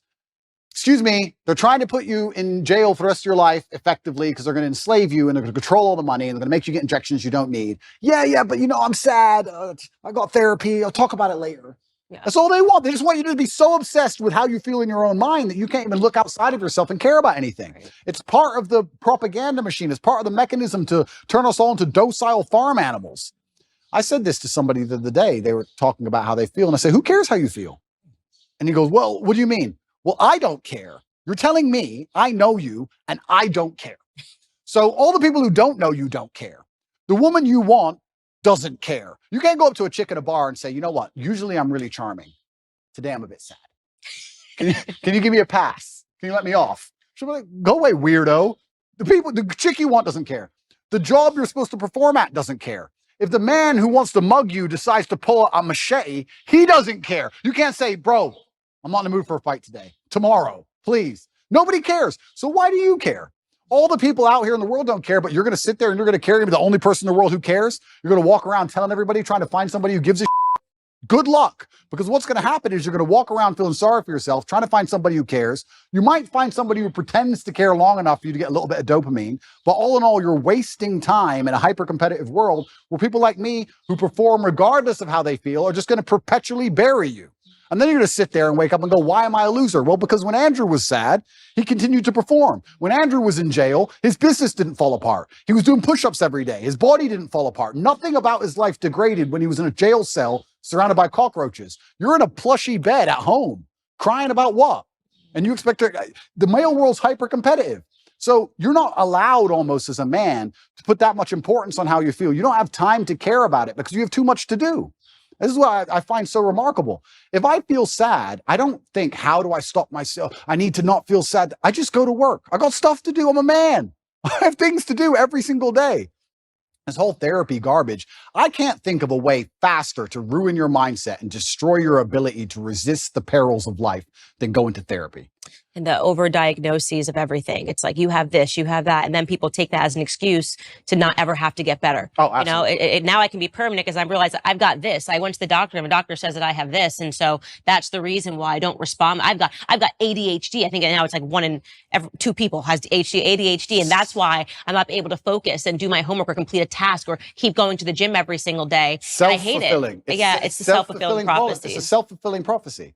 And I really can't think of a quicker way to destroy your mind than go to therapy. Part of me, if I had time to waste, Candace, which I don't, because I've been on house arrest long enough, and once I'm out of here, I'm going to enjoy myself. But if I had time to waste, I would love to go to start therapy. I would love to, like, imagine me, Andrew Tate. I'm going to go to a therapist, and she's not going to know who I am, and I'm going to sit there, I'm going to do therapy, and I'm going to do a video. I might actually do this. It's actually a great idea. I might do a video after each therapy about what bullshit it was. And just sitting there talking about, okay, when you were 8, yeah, what happened when you were 8? Because in your childhood, not everything's because of my childhood. Not everything works that way. Like, it's so asinine. I've actually had conversations with therapists, I think twice in my life. I did a TV show in England, and I had to speak to a therapist. And then I think it was another TV show, 2 TV shows, I had to speak to these therapists. And I sat there and said, I don't believe in your science, because in math, 1 + 1 is 2. And we understand that. Whereas with what you teach, you can have a guy who doesn't drink alcohol because his dad was an alcoholic, and a guy who is an alcoholic because his dad was an alcoholic. So how can you have the same scenario and 2 completely different outcomes? She goes, oh yeah, but there's general rules we can follow. I said, then let's end the conversation. I'm not a general person. I'm exceptional. So can we just stop wasting everybody's time here? Because all your general rules don't apply to me. I'm smarter than you. What have you achieved? Goodbye. I'm a world champion. See ya. Like, it's garbage. And I really do believe, I think there is this mass drive to instill the idea of absolute selfishness in people. I think they're trying to, when I really analyze the ideal citizen they want, the ideal citizen is, yes, docile, and yes, he's unique, but he's also ultimately selfish, because then you don't care about community. And I think therapy is a fantastic way to make you selfish. Because that's all you talk about is, what do you talk about? Garbage. Yeah, why you have the right to act this way, even if you're acting terrible. Why did I do? Well, you know, when I was 9, get a life. Yeah, that's really Prince Harry's book, honestly. Is it? Yeah, I could only get past the first 2 chapters. I was like, it should have just been called Privileged. You know what I mean? And this is the thing. These aren't even struggles. And here's the thing. I think Margaret Thatcher said the best upbringing you can have is good parents and no money. Because you look at Prince Harry you can't talk about anything better for a perfect upbringing. Royal family, come on. It's not his fault, right? Royal family, fine. But he was supposed to have gone to the army. He went to Afghanistan, and supposedly he fought, but obviously he didn't. He's the prince. Played Xbox. Of course, he just sat in the back. But if you don't give a man struggle, look what he becomes.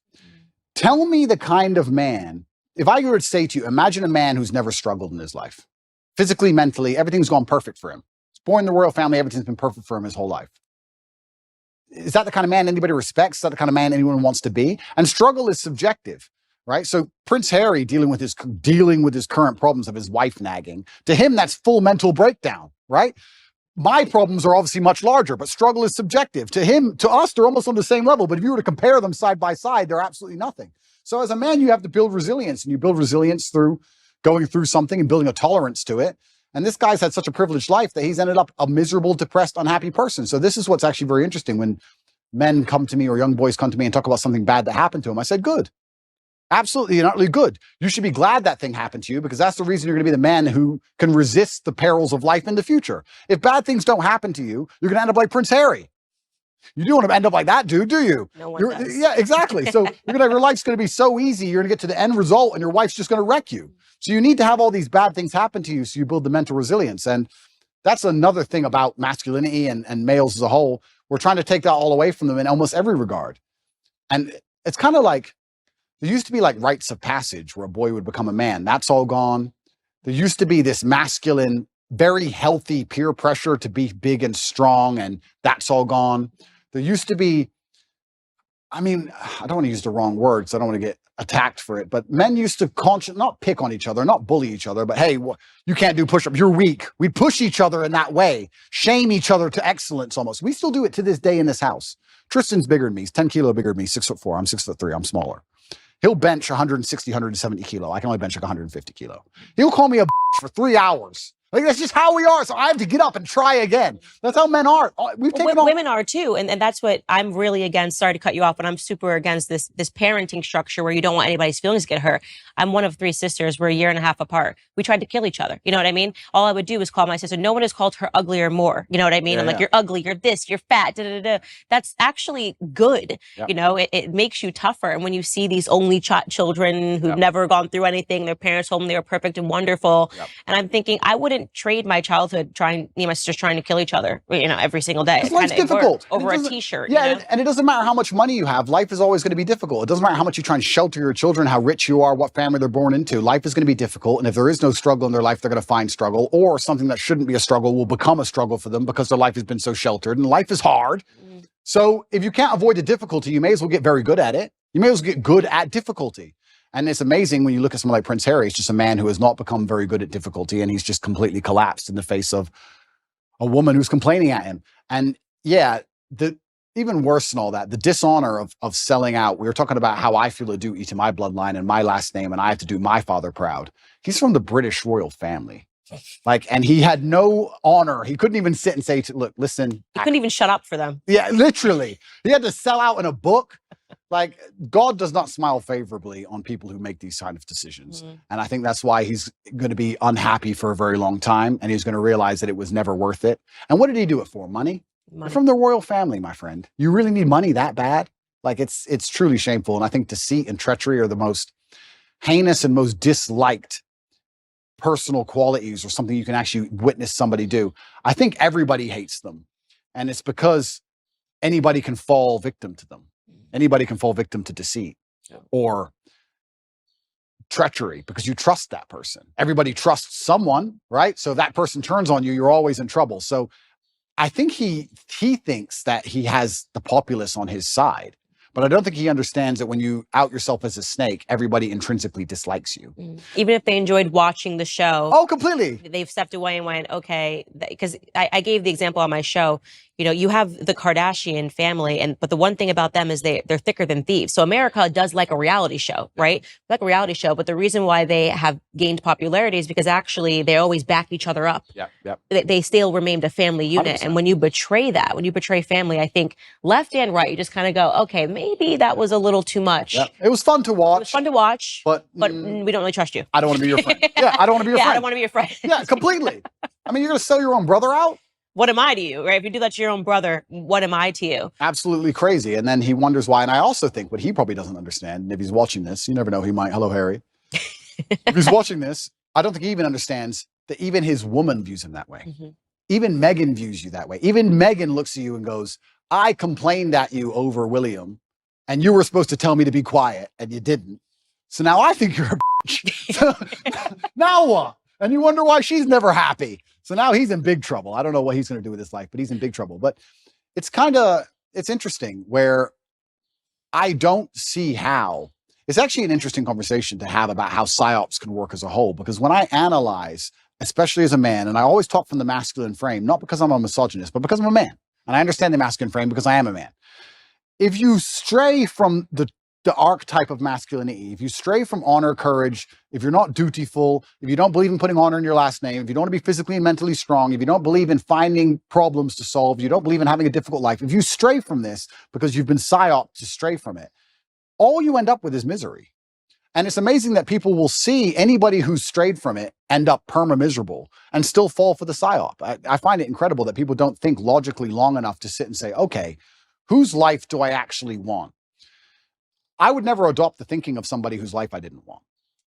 I don't know why people even do that. I could sit and have a conversation with Prince Harry for 10 hours straight, and he could be as compendious and convincing and concise, and he could be extremely perfectly articulate with his points. And at the end of it, I'd say, yeah, but I don't want to be you. So I don't want to think like you. So get fucked. Yeah. But I wouldn't want to listen to him. So I don't know why people don't even just wake up and go, okay, whose life do I want to live? What kind of person do I want to be? Who do I want to be like? That's the kind of thinking I need to adopt and install in my mind, because we're all being programmed by someone to a degree. And I don't think you can escape programming. You can just choose the programming that you are going to install inside of your mind. I'm not going to sit and say I'm not programmed. My father programmed me. My fight coach programmed me. The friends I have around me program me. My brother programs me. My social circle programs me. We're all programmed to a degree. You have to be very careful of who you're going to allow give you the programming. Because if you put it up to society and culture, the current culture, as a man, you're going to end up like Prince Harry. Do you want to be Prince Harry? It's a big question. It's a big question. And the answer is no. Yeah, the answer is no. It's interesting what you said earlier about putting things back to biology, because a lot of human nature is certainly animalistically biological.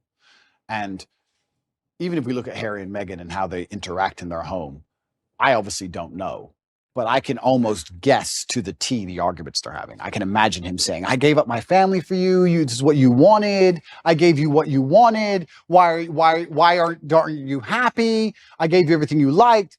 And he's trying to use a logical or an emotional, well, he's trying to use an emotional argument, but it ain't going to work because she doesn't respect him. But he's trying to use a logical argument with her, trying to understand why she treats him so badly after he completely and utterly complied. But humans are biological, and she, as a woman, wanted him to be a man. She wanted him to have some degree of parameter and barrier.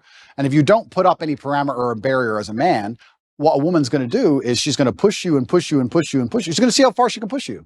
That's the reality of it. We can talk about any relationship, whether it's Harry and Meghan or any other relationship. If you're a full-grown man and you don't set parameters or set barriers, the woman's going to push you and push you and push you until she eventually finds one. And we can look at that in a romantic relationship, but also people in general. If you're going to give to a taker, they're going to take and take and take and take until you eventually say no. That's how humans work. So she was waiting for him on a biological level to stand up and be a man and say, listen, you've joined the royal family. You're right. You had to bow to the Queen of England. Correct. Because it's the royal family. Get over it. That's all he had to do. He could have saved himself all this mess. He could have saved himself all the running away and looking like a fool and upcoming divorce and all this garbage if he would just put his foot down. He never did. And she was trying to inspire in him the warrior. I think a woman sometimes tests a man to say, okay, how much will he put up with? Because they want to see, are you a man or not? What if a man's giving you shit? What will you do? They want to see if you're about it. And she was just testing him, and he failed every time. And that's why he's tried to perma please her. And now he's in a situation where he's asking her why she's unhappy when he's given her everything she wants. And she's unhappy because you gave her everything she wants because you're a punk. Women don't want neutered men. They don't. Absolutely. Even if they personally neuter them themselves, it's not what they want in the end. So I'll ask the question, what do you think men want in women? That's a really good question. And I can answer that one easily. I think that the masculine realm that we operate in is based on respect. I think that men are constantly looking for a way to be respected. I think the world is hyper competitive and we're constantly always looking for status amongst our peers. This is why you will see a man give up his basically entire life to do something which will only gain him respect, even in a very small sphere. There are CEOs who go to work every day and don't even see their family and give up their entire life and work 12-hour days just to feel like the man in that office. Feeling important in that one office, in that one skyscraper, is worth him giving up his life because he feels like he matters. And if he gets more respect in that office than he does at home or anywhere else, that's where he's going to want to be. Men function on that. So if I had to build the ideal woman who could get any man on earth, what she would have to do is understand that I need to give my man as much status and as much respect as possible. I, by extension of him, being next to him, need to make him look respected. And a lot of this is the easy things we know. No one's going to respect a man who's with an ultra promiscuous woman. No one's going to respect a man who's with a woman who's back talking him or horrible to him in public. No one's going to respect a man who's with a woman who clearly isn't interested in him sexually, whatever. That's all the obvious part. But the hidden actual message behind all of it is that men are constantly looking for status and respect, and a woman who makes her man feel respected, not only from her, but from his peers, is the kind of woman a man's never going to want to lose. Right. So if I had a woman and I came home with all 5 of my friends and she came in the house and said, came in the room, who's hungry? Anyone want any food? It's not about food. I'm the G now. I'm the big boss. My woman wants to feed all of us.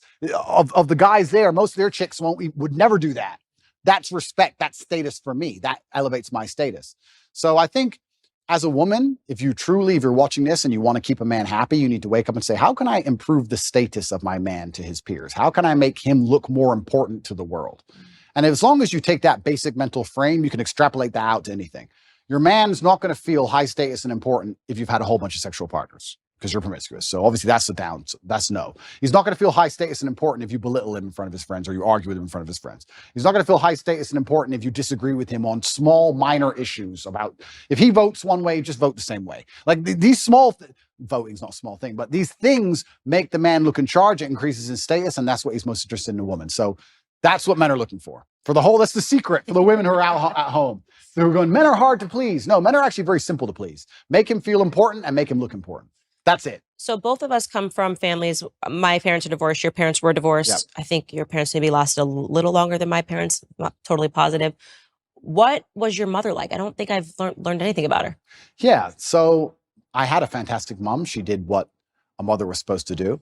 I guess I was raised in a I call it hyper traditional. The modern world will call it misogynistic household. My father was in charge. It was his household.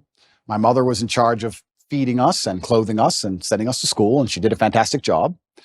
I think that as a boy, as a man, I always wanted to emulate my father. My father was the superhero. So my father instilled a lot of the mindset that I have, but my mother did a lot of the basic things that kept me alive, if that makes sense. She was a fantastic mom, and she's still alive today, and I love her very much. One of the first things I did when I got rich was retire her completely. So she is one of the people I take care of, and I'll take care of her for the rest of her life. And she did the absolute best she could. And that's the reason we moved to England. They decided to get divorced, and England has a better social care system. We had no money. So we got moved to England.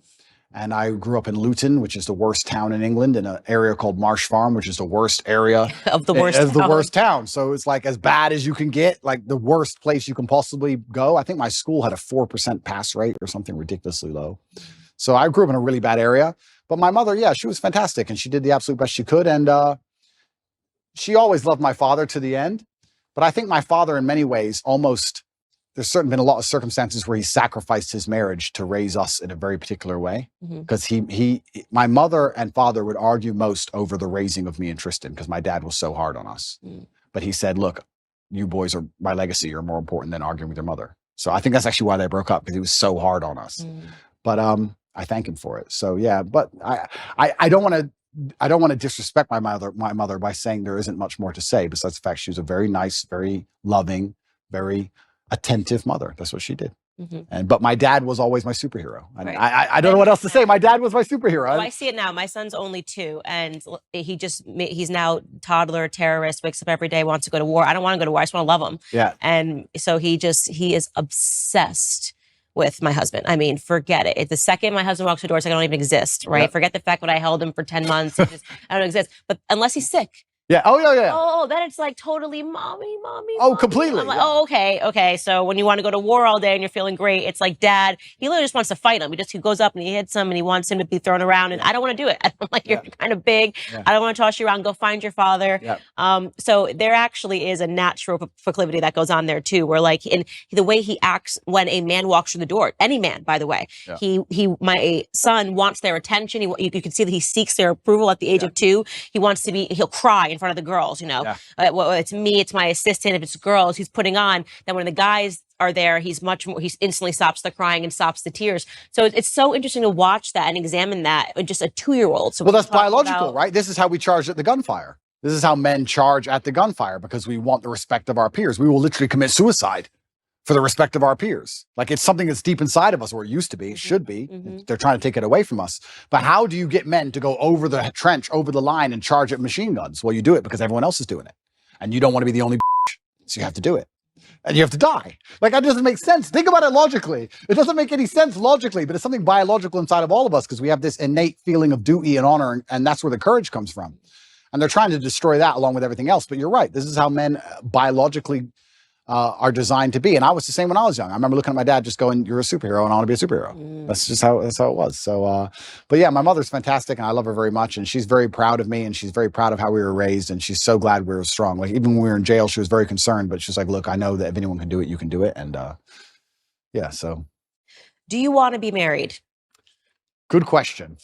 I heard that's the lover boy tactic. We'll talk about that in a little bit, but. Yeah. And that's an interesting question because younger me would say no, absolutely not. And the reason younger me would say no is because I'd come up with all the arguments that there's no legal advantage really, and the woman can wreck you and you can lose all of your things, etc. What's the point?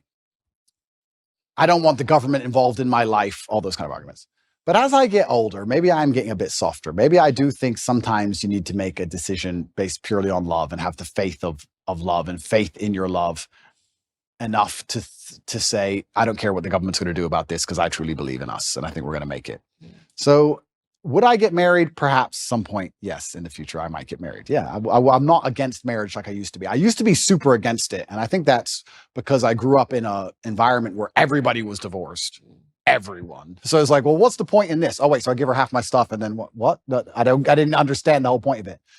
But now I think if I met the right woman, perhaps, yes. Yeah, marriage is good. Yeah? If it's the convert me, Candace. Yeah, if it's the right person, if you marry the right person, and I'm saying this as someone who grew up with divorced parents, well, they got divorced after I was out of the house, but speaks to your earlier point about it either impacts you one way or the other. You either want marriage because your parents were divorced, you don't want marriage. I desperately wanted marriage, and I think the ways in which we both have grown, and the confidence that it gives you. I think there is something about people are like, how do you do what you do every day? Because you cannot impact. My life is so stable. The nucleus of our household is so stable.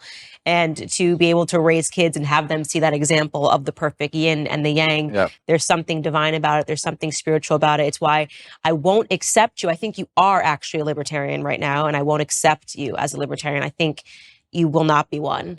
In a few years, if I had to make a prediction, I think you will lean towards conservatism, because even in just the crack of you talking about the attack on masculinity, because first you say, oh, well, if everyone wants to do what they want to do, if you guys all agree and you want to be homosexuals, fine. But then we'll start to realize that libertarianism, live and let live, is what welcomes in through the door. I'm, very against every ill that homosexuality has brought. And again, these are consenting people that are doing what they want to do. This is true. But look, evil is evil, sin is sin, and we're yesterday talking about homosexual marriage. Today we're talking about transing. Well, it's such a slippery slope. This is the thing, right? You're completely right, because the idea of live and let live was a fantastic one if it could actually operate without slippery slopes and it descending into chaos and anarchy, and it can't. So this is the difficult thing about it. You get called a bigot for saying, this is my line, I don't agree with this, and you're going to be called bigoted and you're going to be attacked. But truthfully, it's just understanding that, like you're saying, it's a slippery slope.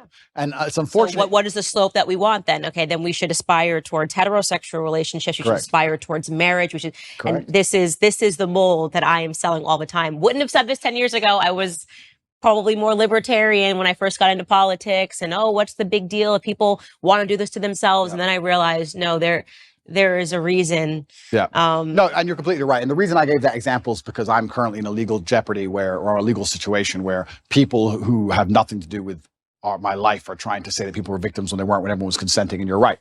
I agree with you there. I also think with the whole LGBT argument, it's interesting because I will be honest and say I do think there is a difference between G and T. I think they are different things. Of course. I think they're massively different things. However, you're right. It's a shame. It's such a slippery slope where you can't just say to people, live and let live, because it's going to be hijacked and Trojan horsed, and they're going to Trojan horse it, and they're going to inject something in it that destroys the lives of every single person on the planet. And they're going to try and do it. So you have to draw a hard line. You have to be a bigot. You have to never give an inch, because if you give an inch, they take 10 miles. That's more than 10 miles. Look where we're at. I mean, you're talking about eunuchs. They're quite literally turning people into eunuchs. They're going in to the hospital and coming out eunuchs. It's a crazy, because if your genitalia doesn't affect your gender, why do you have to change it to affirm your gender? It doesn't make any sense. Right? There's no such thing as a woman. What are you transitioning to? None of it makes any sense. But these are real evils that we're fighting today. And I think it's because we haven't put those firm lines in the sand and said, no, actually, there is such a thing as right and wrong. Well, this is the thing I love about, and this is where religion comes in, right? Because I used to be an atheist. And then exactly what you just said about there's something divine about marriage, and exactly like you said, there's such a thing as sin. Everything you're talking about is religious. You're completely correct. You eventually, if you're going to wake up and be the kind of person who has hard parameters and said, this is right, this is wrong, it's very difficult to do that without then turning and understanding that has to come from God. Who else is going to decide what is right and what is wrong? And people say, oh, they're all man-made religions. Well, then why does it go against so many of the wills of man?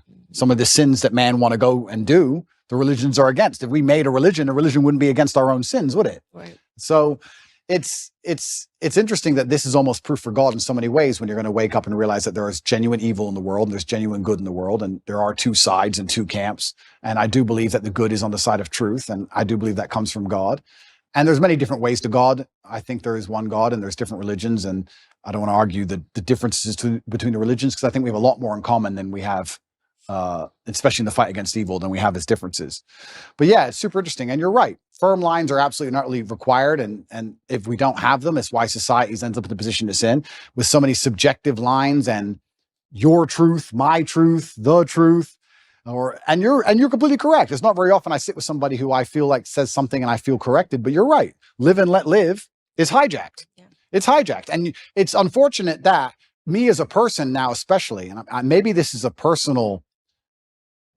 of a personal thing. Maybe this is more of a personality trait, where I'm in the position I'm in. I'm saying what I believe is the truth, and I'm out here trying to help people, and I'm saying about the difficulties I went through in my life so others don't have to go through them, just as you said. But if somebody doesn't want to listen to me, I'm like, okay, you don't want to listen to me. I don't care. You do what you want. But that live and let live mind frame can be hijacked, because when I'm saying to people, okay, don't do what I want, or don't do what I believe to be good, don't do what God believes to be good, do what you want, I don't care. And then they get in a large enough group and they end up attacking morality. It redefines, normalcy. It redefines morality. And, I recently was sitting down having a conversation with a friend of mine, Brandon, and when I first got into politics, I wasn't so staunchly against homosexual marriage. I didn't speak out on certain things, abortion. And then I saw it firsthand. I just examined just the differences in my relationships with heterosexual couples and homosexual couples. And homosexual couples, I'm talking about two men. You don't realize that God designed a man to be with a woman because it prevents men from giving entirely into the worst components of who men are.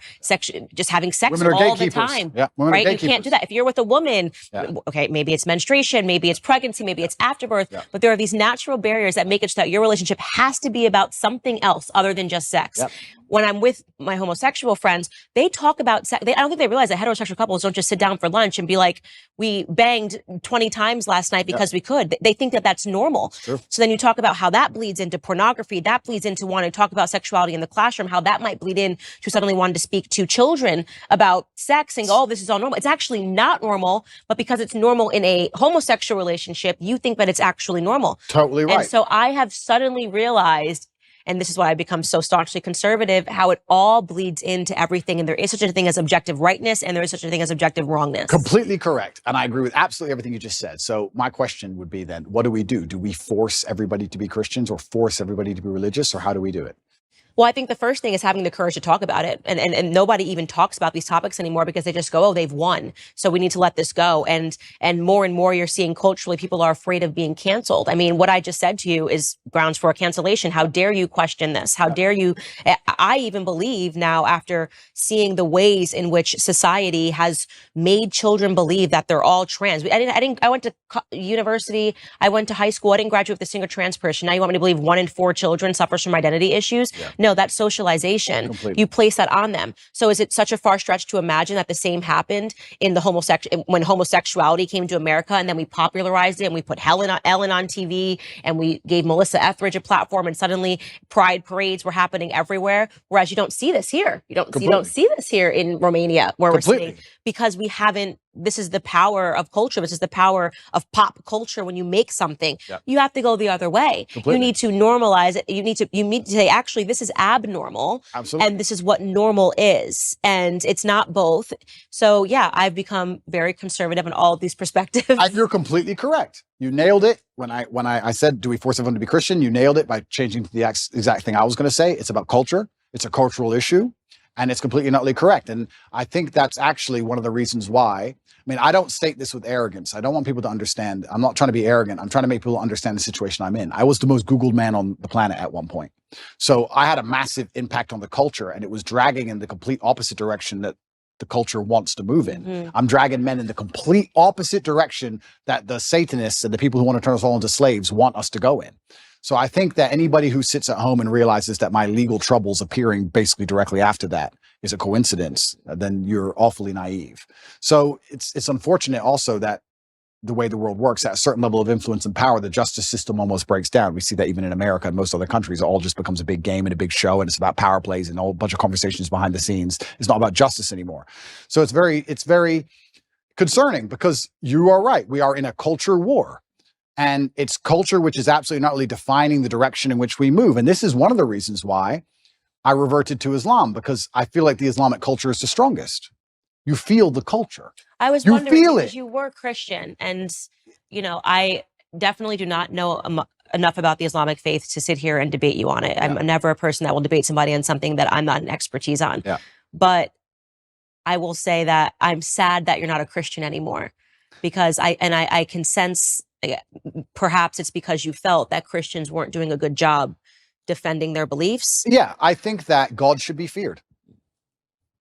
I believe that God should be feared. I fear God. It's one of the only things I fear. And I believe that also you see God to a degree, or you see religion, how you see yourself. And I see myself as a person of strong principles and strong morals. And I like to think of myself as the kind of person nobody really wants to cross, not because I'm a psycho, but because I'm a man of capability, and I'm smart and I'm strong, and nobody wants to make an enemy of me. So I feel like I find an affinity to a belief system which has very similar outlooks. And there's a whole bunch of other things I can say from the Quran and Islamic texts, etc. But to keep it very vague and very broad for people who are not Islamic, I felt God when I was in an Islamic country.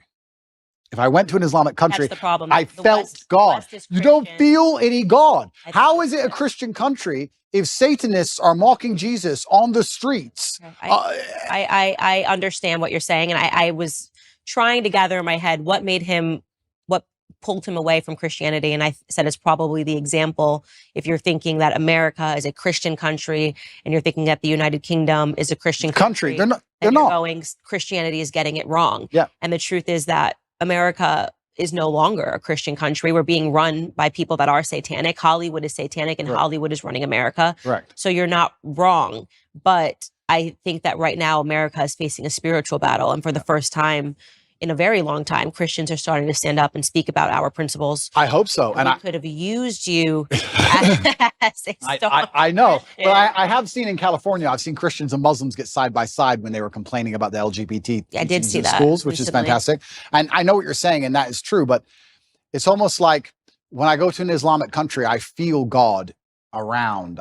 You see it. You see it in the way the people are dressed. You see it in the fact that everyone's in a family. You see it in the fact that there's a mosque on every corner.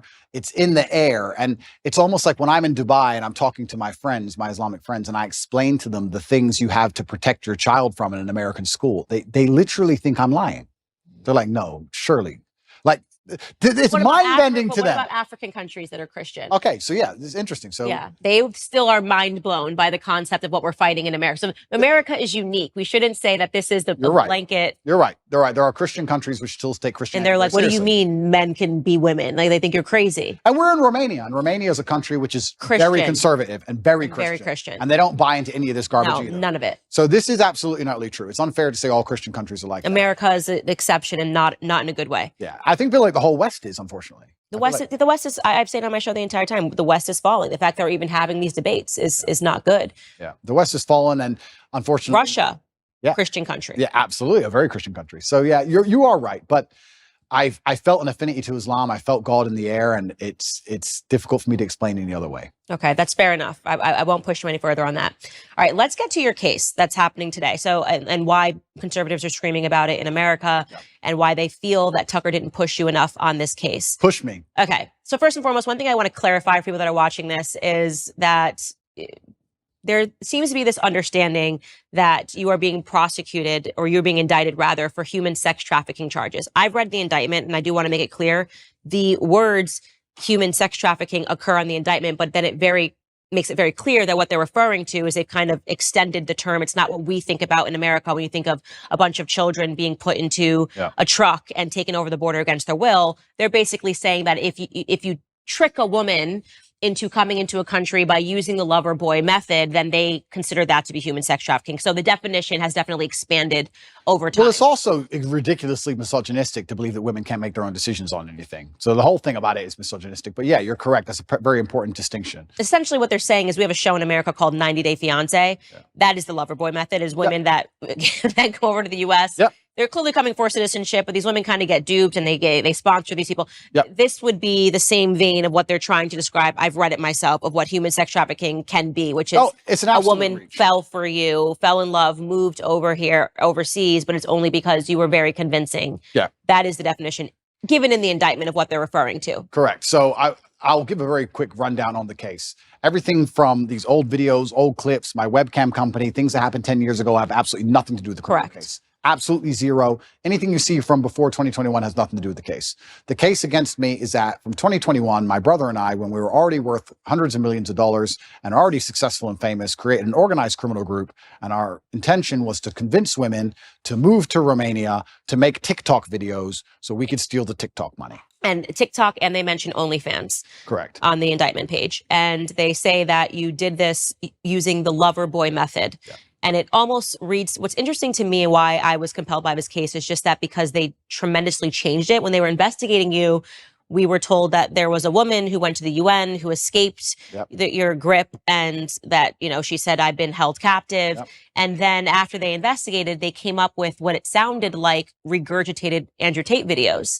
The lover boy method, which is in one of your videos where you're talking about women. So it seems like during that time where they held you in the cell, perhaps the initial case that they fed to the media fell apart.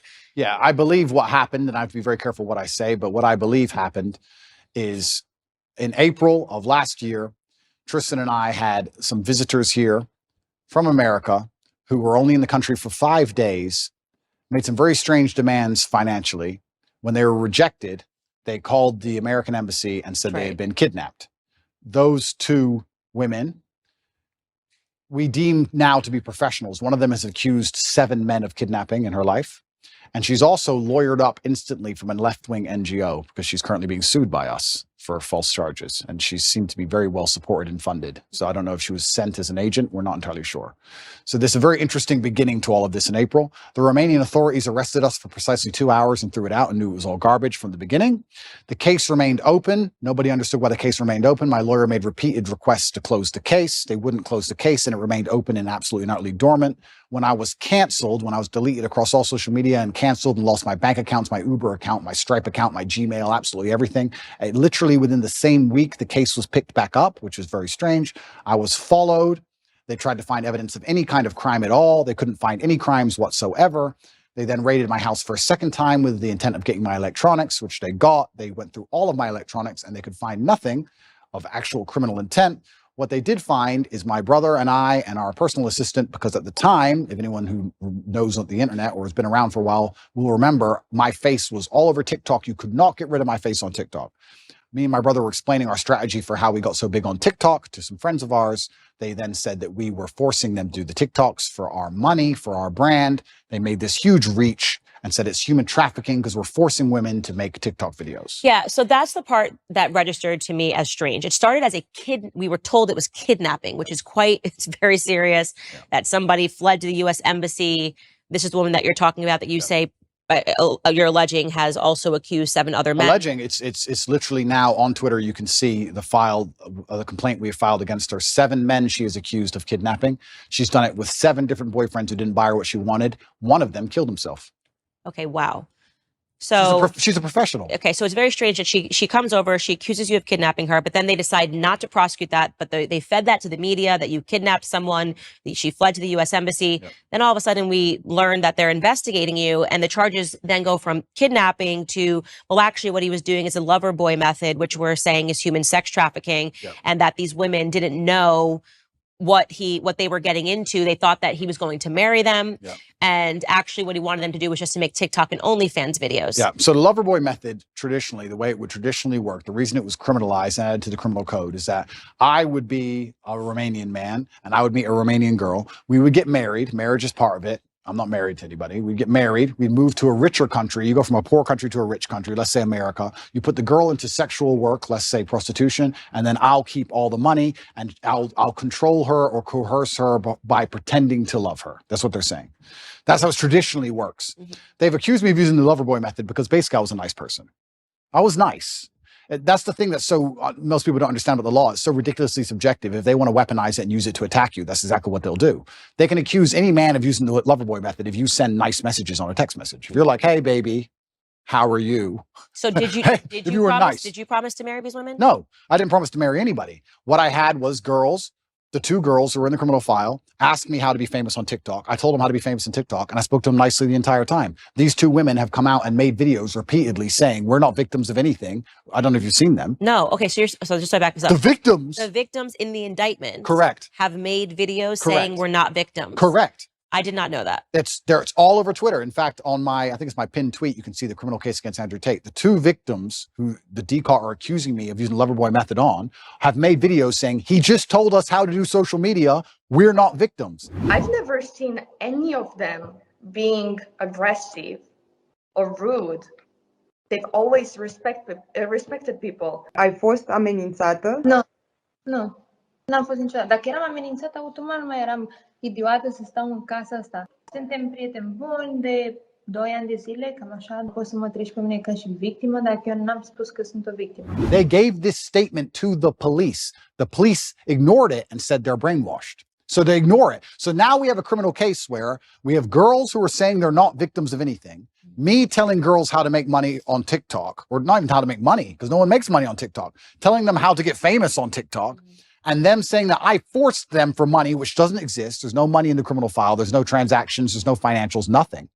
The girls themselves have given statements in my defense. They're being thrown away so they can continue with this case saying that I've brainwashed the women. So now we have, imagine in court, my brother and I, and the two victims all on the same side saying, nobody's done anything wrong. We're all friends. We were talking about TikTok accounts. And then you have the state with no witnesses on its own saying you're victims and you're bad and you're going to jail. So it seems like what they're doing then is this is where the content from 10 years ago is coming into play, where they're saying, they're conflating this now. So even though these charges are from, and I read the indictment again, 2021, look at what he said 10 years ago, which somehow confirms what we're saying. We don't have to listen to these women. Yeah. So I do want you to contextualize this video that has been circulating on the internet of you talking about the lover boy method. So we'll take a look at that right now. Sure.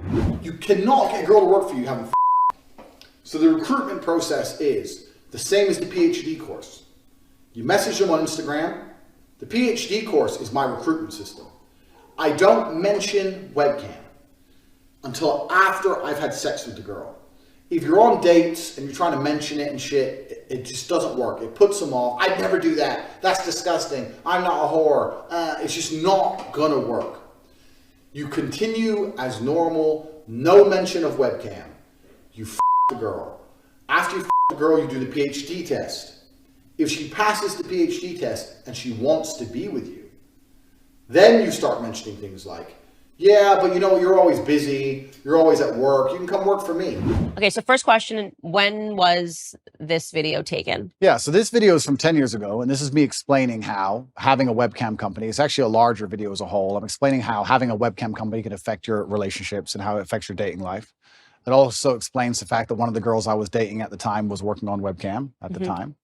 And it's explaining my general, overall, explains my life and how things are affected owning a pornography company, because obviously a lot of women will be put off by that. It doesn't explain, it doesn't say, I have to be very careful how I answer this question because I'm currently under an investigation, right? So I'd be very careful how I answer it.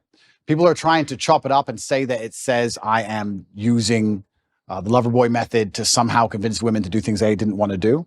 This is obviously not the case, and none of this is in the case file for a reason because it doesn't exist and none of these women are upset. But this is simply me explaining, it's actually a dating course I made a long time ago, and I'm a little bit embarrassed about it, to be honest with you, because it was 10 years ago and I was talking about women and dating and things in a way that I wouldn't talk about them anymore. Right. So yeah, And you look very young in the video. I'm super young, and I'm talking about, hey, when you sleep with this girl, or you meet that girl, or you meet this girl on Instagram, and I have a webcam company. I don't tell them I have a webcam company. And I just think all that's kind of crass and it's below me. Yeah. And I don't really like talking about it. And it's amazing how things change as you mature and you get older. But once again, I was a much younger man. I think if you were to take any 24-year-old and look at the stuff he puts on the internet, some of it's going to be stupid. And I think if you look at anybody who made things 10 years ago, some of it's going to be stupid. It's absolutely not criminal in any regard. There's nothing criminal about it. It has no bearing or any interest in the current case.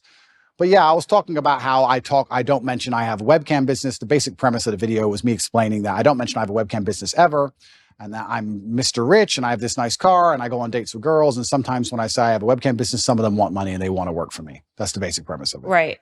I'm glad to hear that you're not proud of the video. And I think that that's one of those things where I say that people don't allow you to grow up from things that you've done or said in the past. And this is obviously when you were operating a webcam business, you're Completely. talking about. And that's the whole thing about the human experience. We're supposed to grow, right? And we're supposed to make mistakes and we're supposed to learn from them and we're supposed to evolve as people. And I'm certainly not proud of the video. When I say I'm not sorry for what I've done, I don't mean it in I would do the same things again. I don't mean it that way. I mean that at the time I was a lot less knowledgeable and I was younger and I made some mistakes. And just like I'm sure Jay-Z would never sell crack again. Right. Exactly the same reason I would never make a stupid video saying something so stupid again.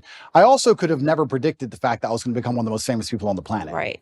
I didn't see that coming. And if I did, I would have been a lot more careful with what I said and how I said it. And I do think that it's part of every person's journey to make some mistakes and learn from them and grow from them. And I kind of find it interesting that if I was a reformed drug addict, there'd be no problem. If I was a reformed murderer, there'd be no problem. If I was a mafia boss and I'd sit here and I'd killed 3 people and we were doing an interview and I was like, yeah, I used to kill people. I've done my time. I'm out of jail now. I get less flack than if I made a video talking about dating when I used to have a business that did webcam than I currently get, you know? So all I can do is understand that I was a younger man. I did the best I could at the time. And I was trying my very best to survive in a very harsh world. And I understand now that a lot of the way I said things, I certainly shouldn't have said them that way, but none of it is criminal. Right. And it, again, has no bearing on your case today, but I want There's literally no bearing. And it's conflation. It's being circulated without, like, people think that video was shot last week. Correct. And that's what's so good, because it's good to mention that, because people are trying to conflate them. Because in the current case against me, there's no case. Mm-hmm.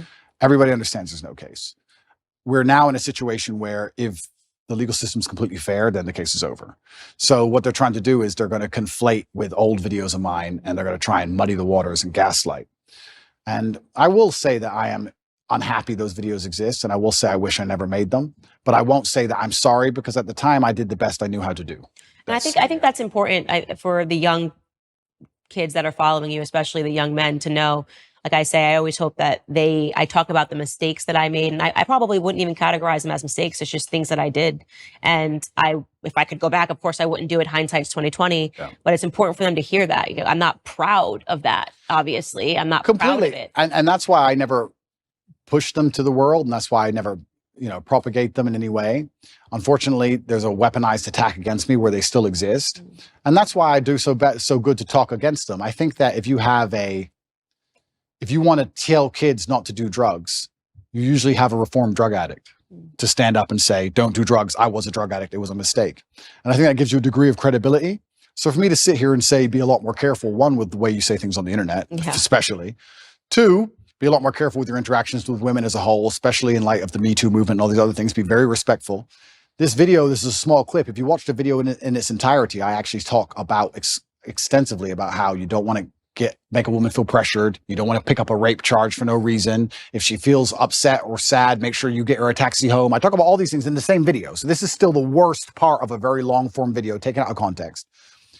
However, I just think there's a lot of lessons to be learned from it. And yeah, if I have to be slightly embarrassed and a little bit taken aback by them so I can teach people the lessons, then I'm going to teach people the lessons. And the basic premise is I was explaining how I have a webcam company and how it affects my romantic life. And that was how it was all encompassing and went together. And I think when I made the video, I got like 28 views. Yeah. And now it's being circulated. And I'm being told I'm the worst person in the world by people who pretended they've never done anything wrong for the last 10 years. And also there has to be a degree of time. I like to think there's a statute of limitations. Like, how long are you going to hold?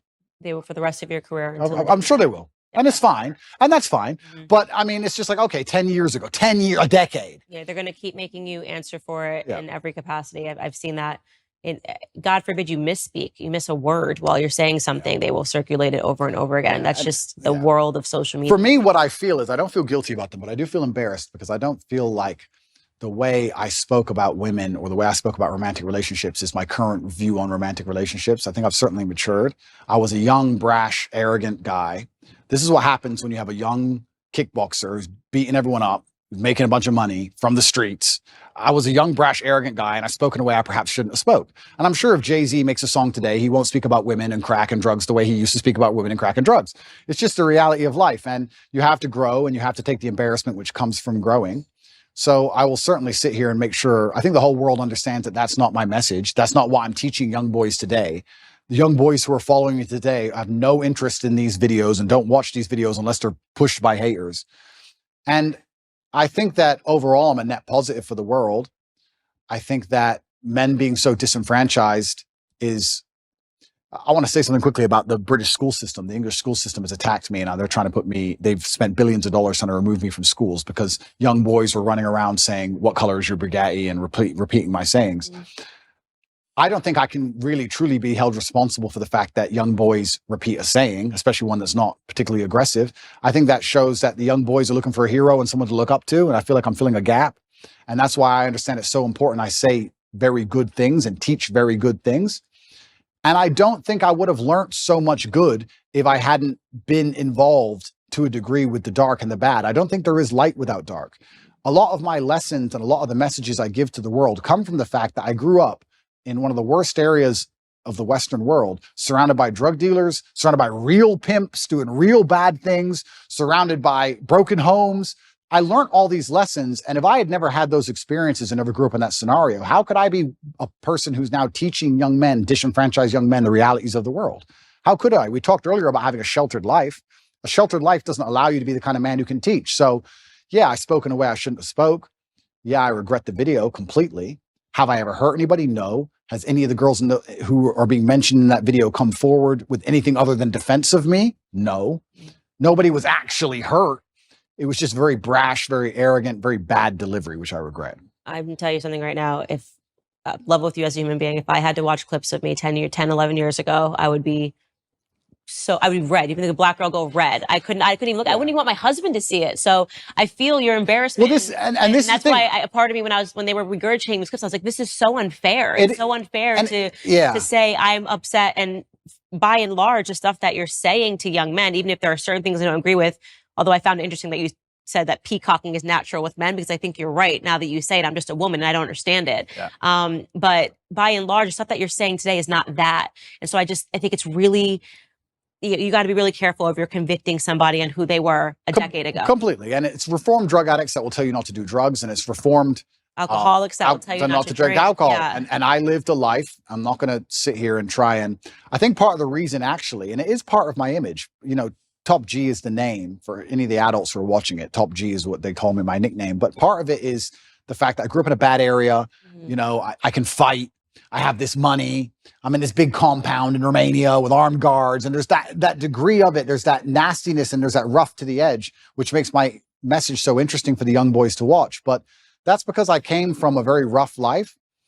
And yeah, all I can do is apologize for the delivery, but I will not apologize for trying to do the best I could at the time in the scenario I was in. Growing up. Completely. And I think that that's one of the things that sucks about being a public figure is every single moment that people are looking at it under a microscope. And I always say, I want to give people permission. I always say I took the most liberal route to conservatism that there ever was. Yep. And so I'm just not so quick to judge people.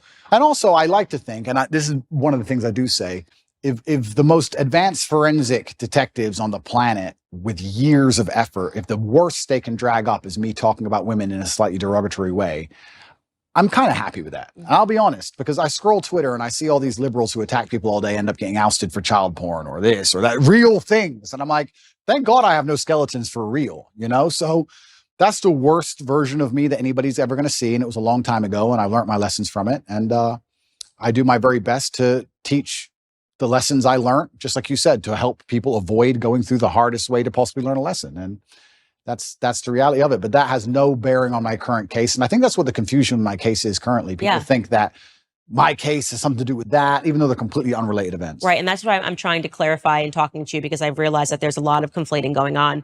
And a lot of it is because America, I feel, is just now being sort of introduced to you, whereas in the UK, you've been around for a while.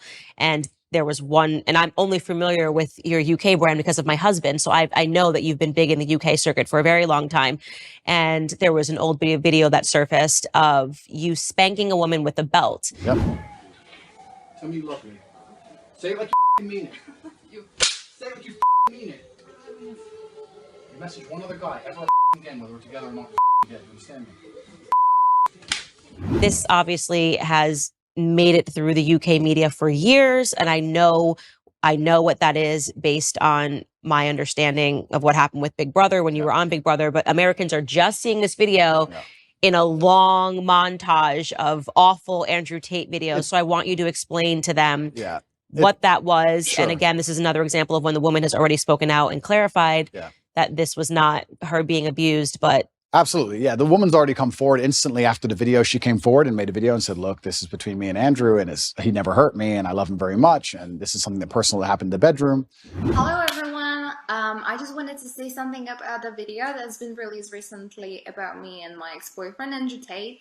Andrew is my still great friend. What you guys saw in the video, it's just what we used to do. It was just pure game. He's a great guy. He would never hurt anyone unless he's fighting.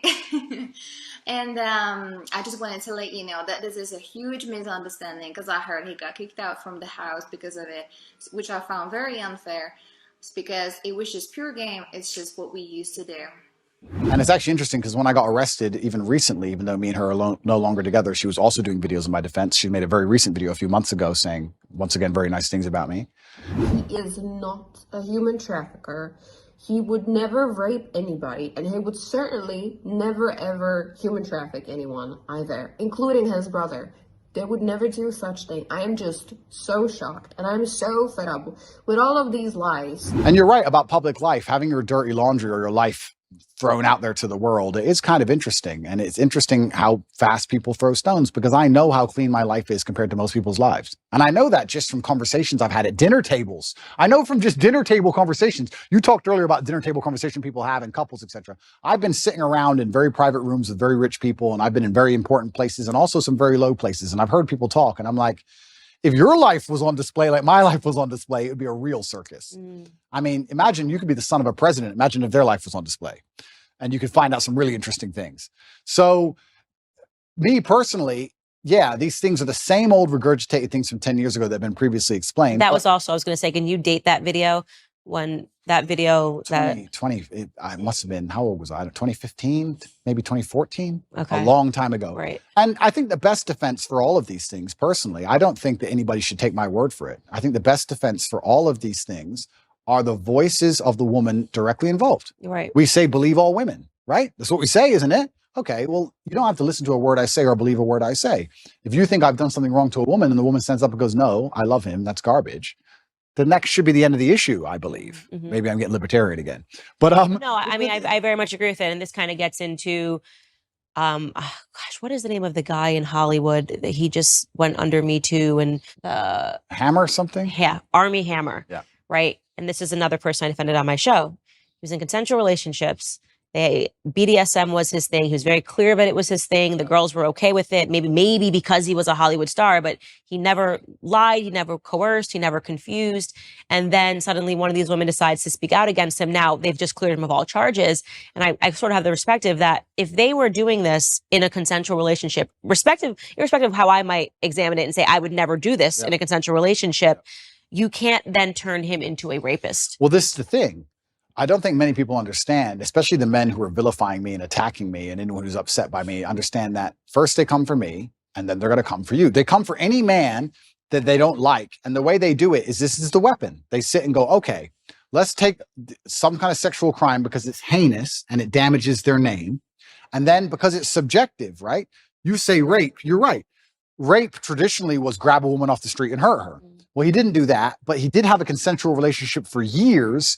And then now his girlfriend can be convinced to turn on him for a paycheck because the media will hype her up, make her famous, and pay her a wage. Now he's a rapist. Or even by more crazy extension, let's look at the Loverboy method. We have a man here who has spoken to a woman in a very nice, polite, kind way, has never even had a BDSM relationship with her, hasn't hurt her, hasn't hit her, only spoke to her nicely. She is saying he is nice. She is saying he did nothing.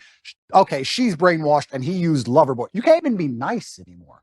You can't even be, if the government want to put you in jail for sexual crime, you can be a man with a woman, speak to her with absolute respect. She can love you with all her heart and say he has never hurt me, and you are still a criminal. Right. Right. Think of that. Think of the mind bending. It's crazy. As a man, you're not safe.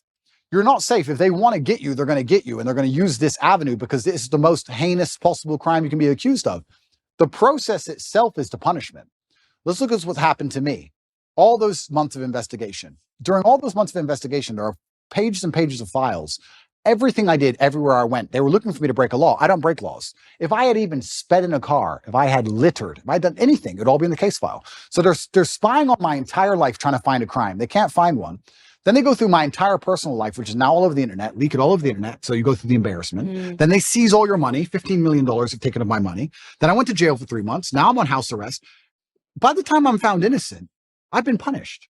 The process is the punishment. The process is the embarrassment. The process is teaching you a lesson. So it's not even about innocent and guilty. I don't think most people at home understand that if they want to hurt you, if you get to a level of influence where powerful people go, we have to damage this guy's name, we're going to accuse him of sexual crime.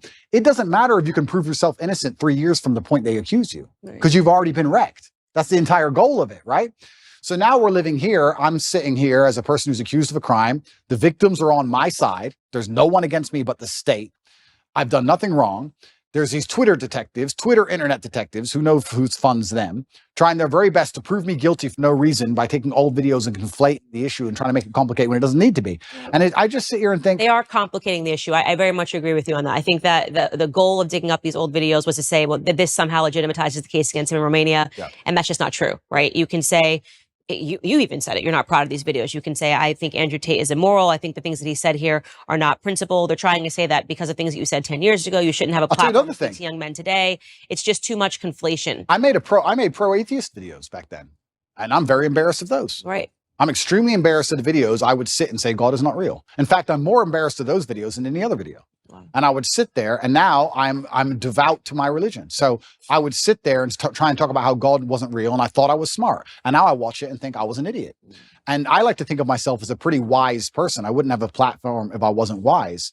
And I'm 36 years old. But at 25, I was a dummy.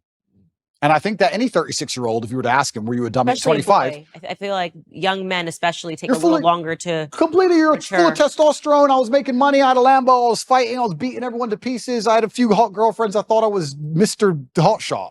Yeah. Like, is that the worst thing in the world? Like, who isn't? Right? So, yeah, it's very interesting that they're going to attack me with these forever, and that's fine. I do believe, however, that Allah is the best of planners. And I am, in many ways, I wouldn't say happy, but I feel like this whole criminal investigation is going to be a fantastic end to all of this once I'm found innocent. Right. I believe. And I do believe I'll be found innocent. I've seen all of the case against me, and there is no case. And it's very difficult to put somebody in jail when there's nobody saying he did anything wrong. For people at home who are confused about my criminal case, just so they understand, I'll explain it one more time. 2 girls in April who visited Romania for 5 days, wanted money for shopping, didn't get it, accused us of kidnapping them. These are girls who have accused 7 other men of kidnapping/human trafficking. Romanian authorities turn up and within an hour said they weren't kidnapped. This is stupid, and threw it away. Then they picked up this case for some reason, by some recommendation later on down the line, come up with this whole Loverboy garbage. The 2 girls, there's 4 girls in the case. 2 of the girls who were accused of, who I've supposedly Loverboyed, are on my side. We have the 2 initial girls who said that they were kidnapped, who are on CCTV walking in and out of the house as much as they want, and she's accused 7 other men of kidnapping. That's the case against me. So I have enough faith in justice that it's all going to be put away pretty quickly. But yeah, I wish those old videos didn't exist, but much more than those, I'm far more embarrassed about old videos I made that were anti-God. I feel genuinely bad about those, much worse than that. So it's just, but that's not what you're selling to kids today. Absolutely not. I'm doing the absolute opposite. Right. I'm trying to push children towards religion. Right. I'm trying to push kids towards God.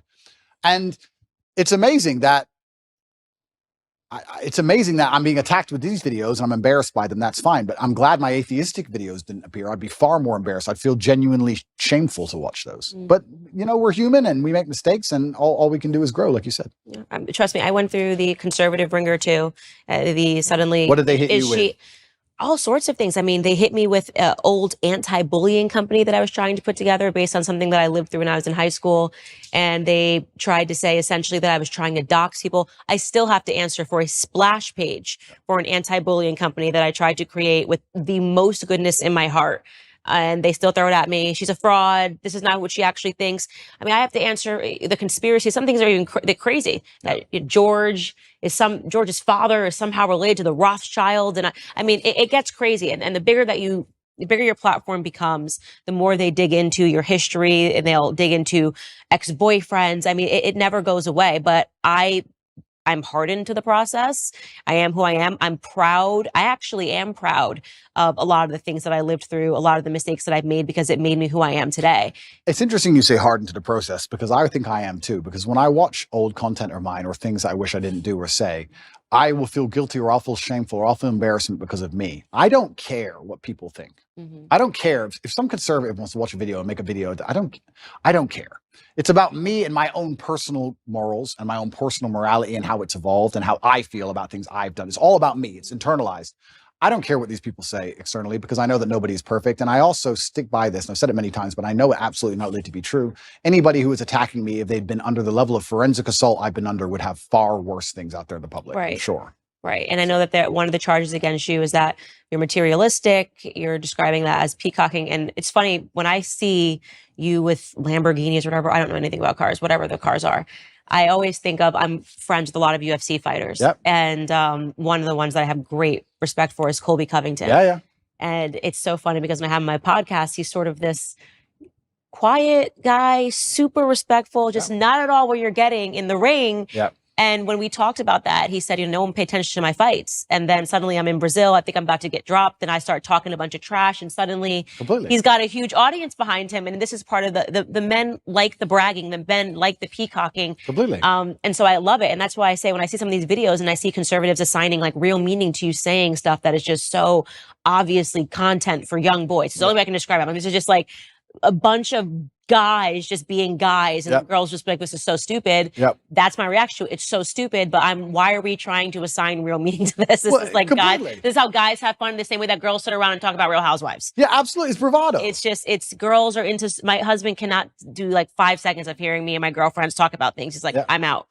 And this is what, when him and his guys are together and he's like, they're fishing and the first catch, you got to bite the head off. I'm like, that is so stupid. So ridiculous. Why are you biting a head off of a fish? But it's just boys being boys and girls being girls. Completely. And so I think that people should not assign, like, I mean, I've seen really stupid videos of you and they're trying to really assess these videos as if this is like, I'm like, this is just what I call posting. Well, yeah, they're taking and it. Now you see Kobe, he's got these hot girls in bikinis, he's behind cars on his thing, and I think it's hilarious, and I think it's funny because I get it. It's not for me. And that's not for me. And that's the thing, actually, which a lot of conservatives and the conservative movement don't understand, is that by attacking somebody for having a little bit of fun or for being bravado, for having some bravado or saying something audacious or having a nice car, whatever. Bugatti, whatever. Yeah, if you're going to attack people for that, you're just going to drive young boys away from your message. And you need the youth of a message for the message to exist and survive. If you're going to just be Mr. Boring and be upset by everything, then nobody's going to want to have any affiliation with it. I really do believe the reason liberals owned the culture for so long is because liberalism overall, it's not, because when you become spiritual, you understand that it destroys your soul, but it looks fun. It does look fun. It looks fun because there's no rules. And you can do a bunch of dumb stuff. You can take drugs, you can run around, go to orgies and watch porn and sleep with all these degenerate women, and they're all promiscuous, and it's a big party. It looks fun. And we talk about culture and how important it is to win the culture. Okay, well, then I come along and I'm largely conservative minded and I have this massive fan base. And then you're going to attack me and say, Andrew has a car. That's bad. Yes, well, they're is that the fight you want? Is that how you're going to win this culture war? I very much separate myself from the conservatives that do that. I'm like, this is, on my show, I'll show a clip and I'm like, I can't believe this is even being passed around as something that should be taken seriously. It's so stupid. It's so ridiculous. It's so obviously content for guys. This is what I imagine if my husband left to his own devices and he's around all of his lads lads in the UK. I mean, the stuff they talk about is just so stupid. But then he thinks the same thing about me when I'm with all of my girls. It's so stupid. Completely. And we do need to stop being so severe. Like, it's materialism. Okay, I get what you're trying to say, but also this is just fun content for guys. But then let's also talk about the materialism thing, right? Because it's interesting to me that conservatives will sit and say, oh, materialism is bad or it's anti-Christian, etc. And I understand where there might be a point to argue there. But I tell you something, if you're completely and utterly broke, then you need the government to eat, then you're in a lot of trouble. We talk about the matrix and resisting the matrix. One of the tools to doing that is financial freedom. And that's just one of the baseline realities of it. I'm not saying you should sell your soul for money, absolutely and utterly not. But if you want to truly resist the matrix as a whole, you need to have money to do it. It's pretty hard to do when you're broke. Even me as a person, if I had no money, the current situation I'm in would absolutely and utterly destroy me. I would be completely and utterly wrecked. Like, how could I pay my bills? They've taken $15 million of my money. I'm locked in my house. So you need to have a degree of financial freedom. Otherwise, you're going to end up just doing what you have to do to eat. You look at these people in England. There was a video that recently was on Twitter. I felt really sad when I saw it. It was a workman taking down the British flag and putting up the pride flag. And someone shouted at him, "Hey, bro, you're removing the wrong flag." And he goes, "I know, mate. I know." You're taking the wrong flag down, mate. At least you know that. But he had to pay the bills. He has to feed his family. What can he do? He's a flag hanger. All he can do is hang the flags. If he doesn't do it, someone else will do it. He loses his job. So if you're completely and utterly reliant on a wage or you have no money, well, now you have a new tool of enslavement. COVID was all based around that. I just got to go to work. Just get the injection. I got to wear the mask. I got to fly. I got to work. It takes a lot of money to sit down and say, no, I'm too principled. That takes money to do. So it's also interesting that conservatives want to attack materialism. Okay, perhaps I didn't have to buy a fancy car. You can get upset about that if you like. But if you're not financially free, it's also pretty difficult to stand up and tell the truth. Even if you make a lot of money, if you're reliant on, let's say, a sports team for a contract, even if you make a lot of money, if you don't have enough saved, you can't tell the truth. Even if you're rich, they're all still complying and bending because they have a contract they're adhering to. It's difficult. So I don't think that if you had somebody who was trying to inspire the masculine youth of tomorrow to resist the slave mind, teaching them to be financially free would be a bad thing. I think it would actually be a good thing. I think men need it because they view it as aspirational and no one escapes it. I would definitely not describe my husband as materialistic at all. He likes cars. There's just something about cars that men like. Absolutely. My son, truck, car. It's psychotic. I mean, it's such a boy. Every time he sees a truck, a car, any car that looks cool, he's 2. Yeah. He's 2. So there is something ingrained in men that his first word was truck. You know, every time a garbage truck goes by anything, he's just like a school bus. Men like that for whatever boys like that, men like that. I don't think we need to overthink it. Yeah, absolutely. It's aspirational, but also if we're going to actually look at the meta point, I believe that teaching financial freedom, I think teaching financial freedom is one of the very important ways you teach people to resist the slave mind. I don't think you can resist the slave mind if you're completely and utterly broke on welfare or living paycheck to paycheck for a large corp, which is insistent on trying to install the slave programming inside of your head. I think it's very, very difficult. I actually think financial freedom is a key component to it.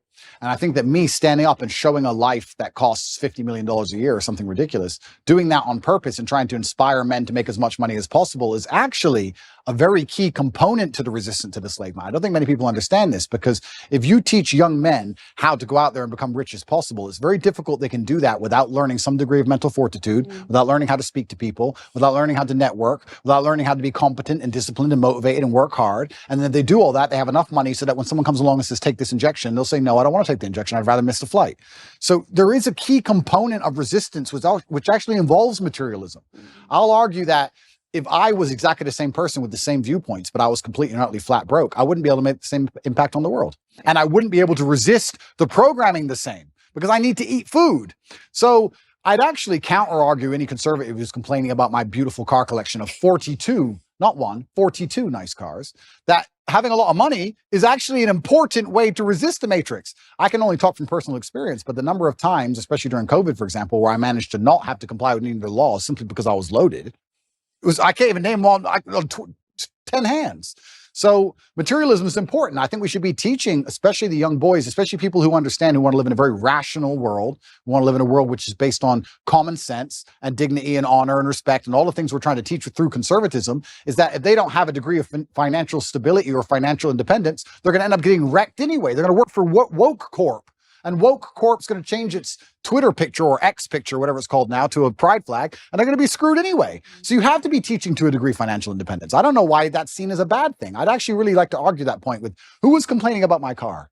I think Who was complaining about one of my 42 cars? I think it was a packaged, this video and kind of showing that you're not actually good for young men. And they wonder why they lose the culture war. Imagine sitting there telling young men, don't have a nice car like him, don't be fun like him, don't do that. Like, what planet are you people on? No wonder. Just have a sense of humor. Like, I think Colby Covington's Instagram is hilarious. Completely. I know this is not how he lives. First off, to be an MMA fighter, his whole life is diet, extra. I mean, he's beating his body every day. He doesn't really have time to be going to the strip club. And, but I get the brand. I think it's hysterical. He's actually a really wonderful human being. And I'm happy that I'm not so serious that I don't see the humor in this. And boys love it. They do. They do love it. And I wonder if these people really don't see the humor, or if they're just so desperate to find an attack vector that they're just going to get upset by jokes. I think that's a good question. But I want to get to what your belief is in terms of when you start talking about the Matrix, because I will say some of the people that have been going after you, Liz Wheeler obviously has been one of them. Liz Wheeler has been one of them. I think you blocked her. Ali Stuckey has talked a lot about it. I know these young women, they're not a part of the Matrix, okay? I have a lot of disagreements with them. Stylistically, we have disagreements. Ali means what she says. Even if I disagree with her point, I know she means what she said. It's not an act for her. She's not trying to do anything. She says it because she believes it. And then for years, she's actually been very good to me when people were the guard of conservatism. Ali had me on her show. She had a platform for me. Liz genuinely believes everything that she's saying. I don't think she's a part of the Matrix, even if I think that there are some pieces of it, of your life and why people gravitate towards you, that she doesn't fully understand. And maybe she never will understand it. But they, to me, are not a part of the Matrix. Okay, so let's talk about what the Matrix is and what the Matrix isn't. Sure, let's talk about the Matrix. Before we do that, let's talk about this recent conservative attack. I want to make it clear that I don't watch basically any of the attack videos made on me. I'm busy and I'm very happy with my life, and I don't allow attacks on my psyche. If somebody makes a video that attacks me, I don't watch it. I don't watch it because I don't want to watch it because I don't care. I don't watch them either. I don't care. Yeah. And I don't say this to insult Liz or anyone else. I don't know them enough or respect them enough to give a shit what they made or what they say. I don't care. So I can't talk about the specifics of what she said because I don't know what she said because I didn't watch it. However, I don't believe it was well-intentioned. I think that there is certainly a degree of jealousy that came with my massive influence in the number of views I got on the Tucker Carlson show. I think that the fact that 10-year-old videos, which have been debunked 30 times, are now coming up again is not well-intentioned at all. But I can't be entirely sure of that. So I can't comment specifically on their attacks because I haven't watched their attacks. I think they're seeing those videos for the first time. That's why I said I'm trying to bridge the gap between I only knew about those videos for a long time because I've been paying attention to your UK career. Yeah. I don't believe these people have been. I think the first time they were introduced to you was on Tucker Carlson's interview. Yeah. If I'm guessing, I have not spoken to them, but so they're just seeing this. Then somebody starts circulating old clips and they are like, oh my God, this person, this must be true. Again, guessing, have not spoken to them about you at all. Got it. Well, it's up to them to come to their own conclusions about me. I'll live my life and I'll continue to live my fantastic life and I'll be the best person I can be, and they can come to their own conclusions. They can make videos in support of me or attacking me for the rest of human time. I'm not going to watch any of it. I'm not interested. Right. So that's those two. But in regards to the Matrix as a whole, the Matrix, I believe, and I use the term The Matrix from the movie because I think it perfectly describes the world we're in today. I believe we're living in a false reality which is projected inside of our minds and it's designed to distract us long enough for our bodies to be abused. In the movie, it's from body heat. In the real world, perhaps it's for some physical labor. But I believe that we're not living in a real version of reality. I believe there are gatekeepers on the truth, the agents, who try their very best to keep us asleep. And I think the end goal is to keep us distracted long enough for our body to be utilized and then for us to die. Who is the Matrix and what is the Matrix as a whole? I have to be very careful what I say, and I don't want to get in too much trouble.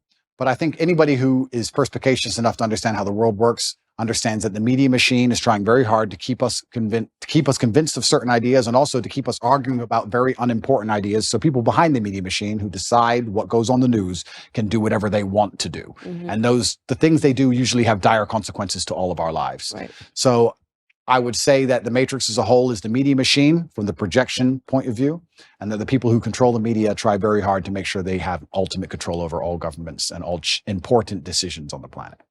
I agree.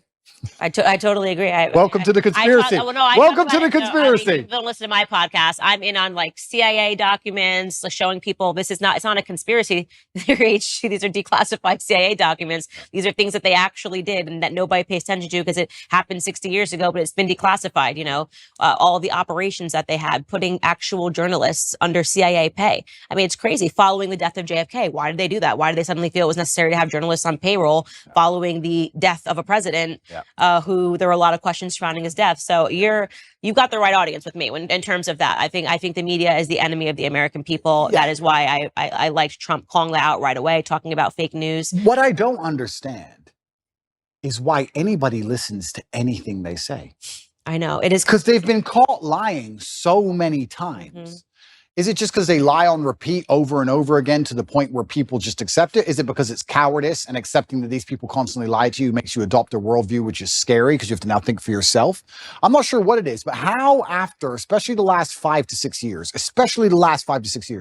can you believe a word these people say to you? Well, because if they say it enough, it becomes true. And they've been able to show that if you say something over and over again to someone, they will accept it as a truth. And that was another declassified CIA experiment. Super interesting. They put a bunch of people in the room. So let's say there's 20 people in a room, right? And 19 of them are agents, and one of them is actually the person they're testing. And they show you a picture of what is clearly a banana. Yeah. And they go around the room. The last person they get to is the one that's being experimented on. Everyone else is an agent. And they say, what is this? And the first person says, apple. Apple. It's clearly a banana. Yeah. By the time they get to that 19th person who is not an agent, that person just says it's an apple, even though it's clearly a banana. They don't even believe their own eyes anymore because they're going, okay, well, if 18 people in this room have said that it's an apple, what do you see? An apple, apple, apple. Then they just say apple. So there's a lot of evidence they do it because it works, and everything around us shows you it works. We're right now debating whether or not, children can pick their gender. How did we get here? This is something that you couldn't even fathom when we were in high school, that people would be saying like your little boy could be a little girl, but we're here today and actual adults are believing this information because it's been said enough times to whatever segment of the population that they're accepting it as true. So they do it because it's been effective. And that's why God is so important, because God is a hard line that you cannot be crossed, right? That's why you will not be libertarian. That's why I'll not be libertarian. You will not be libertarian. That's right. No, but if yeah, it's true. Because if you have faith, then there's rights and wrongs. Like you said earlier, there's sin and there's good, and there's a line that can't be crossed, and the psyop is very difficult to penetrate. And that's why in the Islamic world, for example, we have very little of these problems, because it's haram. Problem solved. Haram. Next. But yeah, it's certainly scary, and I don't think people understand how evil absolute power will make a person. I don't think people understand how petty and how vindictive and how degenerate absolute power will make people. I think there's a degree of naivety in the population when you talk about the Matrix and the people who are behind the media, and they believe these people might be powerful people or rich people, but not necessarily bad people. But unfortunately, I don't think they really truly understand the reality. I had a theory that I was arguing with somebody with, and I keep using COVID because it's a perfect example of the psyop. Everybody who once believed in COVID now no longer believes, mostly all of them, which I find actually remarkable. Because when I talk about COVID now, in front of 20 people, everyone's like, yeah, man, that was garbage. But during COVID, I couldn't find a single person who wouldn't wear the mask. I was like, oh, I'm by myself. I got arrested in Germany. Me and Tristan got arrested, surrounded by mask wearers in handcuffs. I'm like, what the? And I guarantee if I was standing in front of those people now, they'd all be like, yeah, COVID was stupid. So it's amazing how people want to flip and forget reality. So I use COVID because people were fully psyoped, and now they're not psyoped. And I'm trying to wake you people up to understand something about how garbage it all is. I'm trying my very best to make people understand that the people who make the news have no interest in you being informed. Why would they make the news and broadcast it to you everywhere for you, little Mr. Nobody, to understand how the world works? Why would they care about you knowing anything that's important ever? You're not a slave if you're knowledgeable. And that's why I always say, go back to when we had physical slavery in America. A requirement to maintain that was ensuring that slaves didn't learn how to read. That was part of the slave code. They weren't allowed to learn how to read. And if you were caught teaching a slave how to read, you too, as a master, would fall victim, right? And that it was so important for them because they know that an educated mind can't be enslaved. Absolutely. So the goal of the mainstream media is to keep people stupid. And it is why I think that despite the fact that you admittedly say that you are not a conservative, and despite the fact that I don't think you're overtly political, none of that really matters. I think what matters now is what you will do with the platform that you have, Completely. what impact you will have. Completely. And inspiring people to free think and to not believe all the slave programming which is told to them, and to not just follow lockstep with the lies that are given to them, I think in and of itself makes you a conservative, and to a degree makes you political. Unfortunately, now that's how the divide exists. If you're teaching people to think for themselves and be strong people of agency and self-respect, then you're going to be on one side of the political spectrum. And if you're teaching people to be the absolute opposite, you're going to be on the other side. And by extension, I guess I am political and I am conservative, just because I'm telling men to stand up and to be strong and to think for themselves. And that makes you resist the slave programming. And I like to believe that the conservatives themselves have resisted slave programming the most. But yeah, it's a scary world we're now living in, where things that I'm saying, which were basically completely accepted by the entire population 15 years ago, are enough to make me the most hated man in the world. But isn't that crazy? I think the things I'm saying are things that were widely accepted for a very long period of human time. I think they're the things that are still widely accepted in most of the world today. I think it's the decadence of the West that allow us to pretend these ideas and these realities don't exist. And I don't know how long we're going to last under this false reality. I don't know how long society can possibly function with the insanity that they're trying to purport on the population of the West. The fact that so many calories in the Western world, genuine calories from food and human time, is wasted discussing pronouns and trying to get somebody's pronouns correct in a sentence that they've made up, which change at random. Think of the absolute insanity of that. And how long can a society actually function with that degree of decadence and absolute asinine behavior? I don't know how long it can even function anymore. I think the West is in a lot of trouble. And it's almost like, especially certain talking points, and I find myself guilty of it as well. We talk about certain talking points which are pushed to the front. And I kind of feel like they are a mass distraction. They have to be, because they're so ridiculous. But the problem is, there's a certain percentage of the population that genuinely believe them. I would love to live in a world where they try and push the idea that a man is a woman, or that a man can change to a woman and then compete in women's sports without an advantage. I would love for them to try and push that idea, and for everybody to go, this is stupid. Next. No. But because some people believe, we have to now waste our time discussing and debunking the most obvious, hello, water is wet. We have to sit here and talk about the sky being blue for days and weeks and years almost at a time. Talk about the ultimate distraction tool by the Matrix, for them to sit there and go, you know what? Let's come up with some absolute garbage and let's throw it to the front, and the smart people will fight against it, but enough dummies will disagree with it, and that will keep them distracted while we do something that matters. And I even find myself falling victim to it, because it's so necessary, because a certain subsect of the population is so dumb that they believe it. If people were all just a little bit less receptive to the slave programming, everyone would stand up and say, no, you're going to try harder than that next. And we could discuss something that actually matters. And this is the point I was going to say earlier about COVID. So COVID, I think a lot of people do not understand how petty and vindictive power can genuinely make somebody. And I had an argument with a friend of my brother about 2 or 3 years ago during COVID, when you had to wear a mask when you went in the restaurant, and then you sat down, you took it off, and then you ate, and you put it back on to go to the toilet, and you took it off. And I said, I hope you understand there is someone somewhere, some billionaire on a yacht, who is doing this as a compliance exercise, as a joke. I know. As a joke. And he goes, why would you do all that just for a joke? Because if you're in charge of the entire world and you have unlimited money, what's going to make you happy? A Ferrari? You've had Ferraris your whole life. Boring. All that you care about is power, compliance. It's all funny to you. It's vindictive. It's petty. Why not? You're in charge. For the same reason, if you're in charge of a big company, you're like, I want you all in at 8:45 tomorrow. Why not? It's a power play. Ego, status, respect, all the things we were talking about earlier. These people are born into massive influence. Money doesn't make them feel powerful. They've never worked for anything in their lives. Now they have a little bit of control over you. They're going to make you do some dumb so they can laugh at you. I'm telling you, it was a joke. I say the same thing. I'm like, there's no way they're not just playing like Simon Says to see if they can actually make people abide by these things, and people keep actually abiding by them. There's no way that they're not sitting back laughing. It's a joke. They must be laughing, because it's so preposterous. And people don't understand that there are people in the world who have power, who are literally vindictive enough to just mess with the entire populace for a joke. And I don't think people understand, when you look at the Matrix as a whole, and yeah, You talk about the media machine and how it's trying to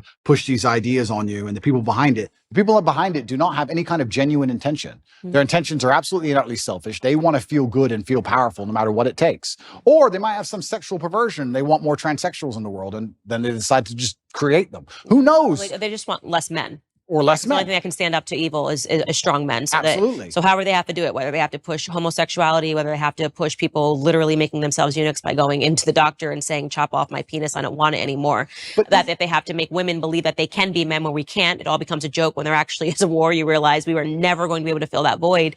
I think it is an attack on masculinity, which is why I do believe that raising up strong men is the number one requirement in society right now. Is this Darwinism, do you think? Well, is there a Darwinist? And that's a good question. Is it? I mean, and the reason is because I actually truly respect you, Candace. You're very smart. You're very smart. And often I sit on podcasts and I just talk, but I want to actually get some feedback. If you walk into a doctor and say, please, chop, I can't even say it. You know what I was saying? Get rid of it. Please. Affirm my mind. Please. I watched the Disney Channel. Please. Is this Darwinism? I do say in the end we win, right? Because they're not going to be able to procreate these ideas, so to speak, right? But that's why they need your children. That's what's so scary. That's why they're so intent on getting the kids. Because for any idea to exist in the future, you need the next generation. And also, children are the most susceptible. And it's kind of evil and scary that these people have a worldview which is so logically flawed, is so devoid of genuine rationale, that they have to go to the most susceptible subsect of the population to inject it. Which is why you should get married, because the guard against that is strong families. Is it? It is a nuclear family. It is a mom and a dad sitting around the dinner table saying, what did you learn at school? Let's say it's mom guarding at home, going through their homework and seeing what they're learning and saying absolutely not. And it's dad going to work, building, and that nuclear family is the only guard against handing over your children to the government, which is why in the next 5 years, I just think you should get married. The only guard except Islam. No. I don't have to worry about my children's homework. Thank you very much. It's all handled by God. And it's interesting you said that, though. It is a good point. And I think Matt Walsh actually said something about me I have children from a few different women. I don't like to give details on it. But so does Elon Musk. And I do think, although this may be elitist, I will state here that at a certain level of finance, it's not the same crime as it would be if I was a traditionally financed individual. I can afford 2 or 3 families, and I can afford to see them all, and I can afford to go to 3 countries in a single day on my jet if I need to. And I'm a very good father to all my children. I love them very much. And you're right. I completely agree with you. The nuclear family is the answer. My solution is not the solution for everyone, but the nuclear family is the answer. I agree with you. But Islam is also an answer. Well, I don't know enough about the Islamic faith to be able to counter you on that point, but I do think that having all your children around the dinner table, brother, sister, rivalry, this is beautiful. It's beautiful. Of course. I want that for you. Of course. It's beautiful as well. Okay. But sorry, I'm not, I have to, we talk about Darwinism. I'll ask you another question because I'm very interested.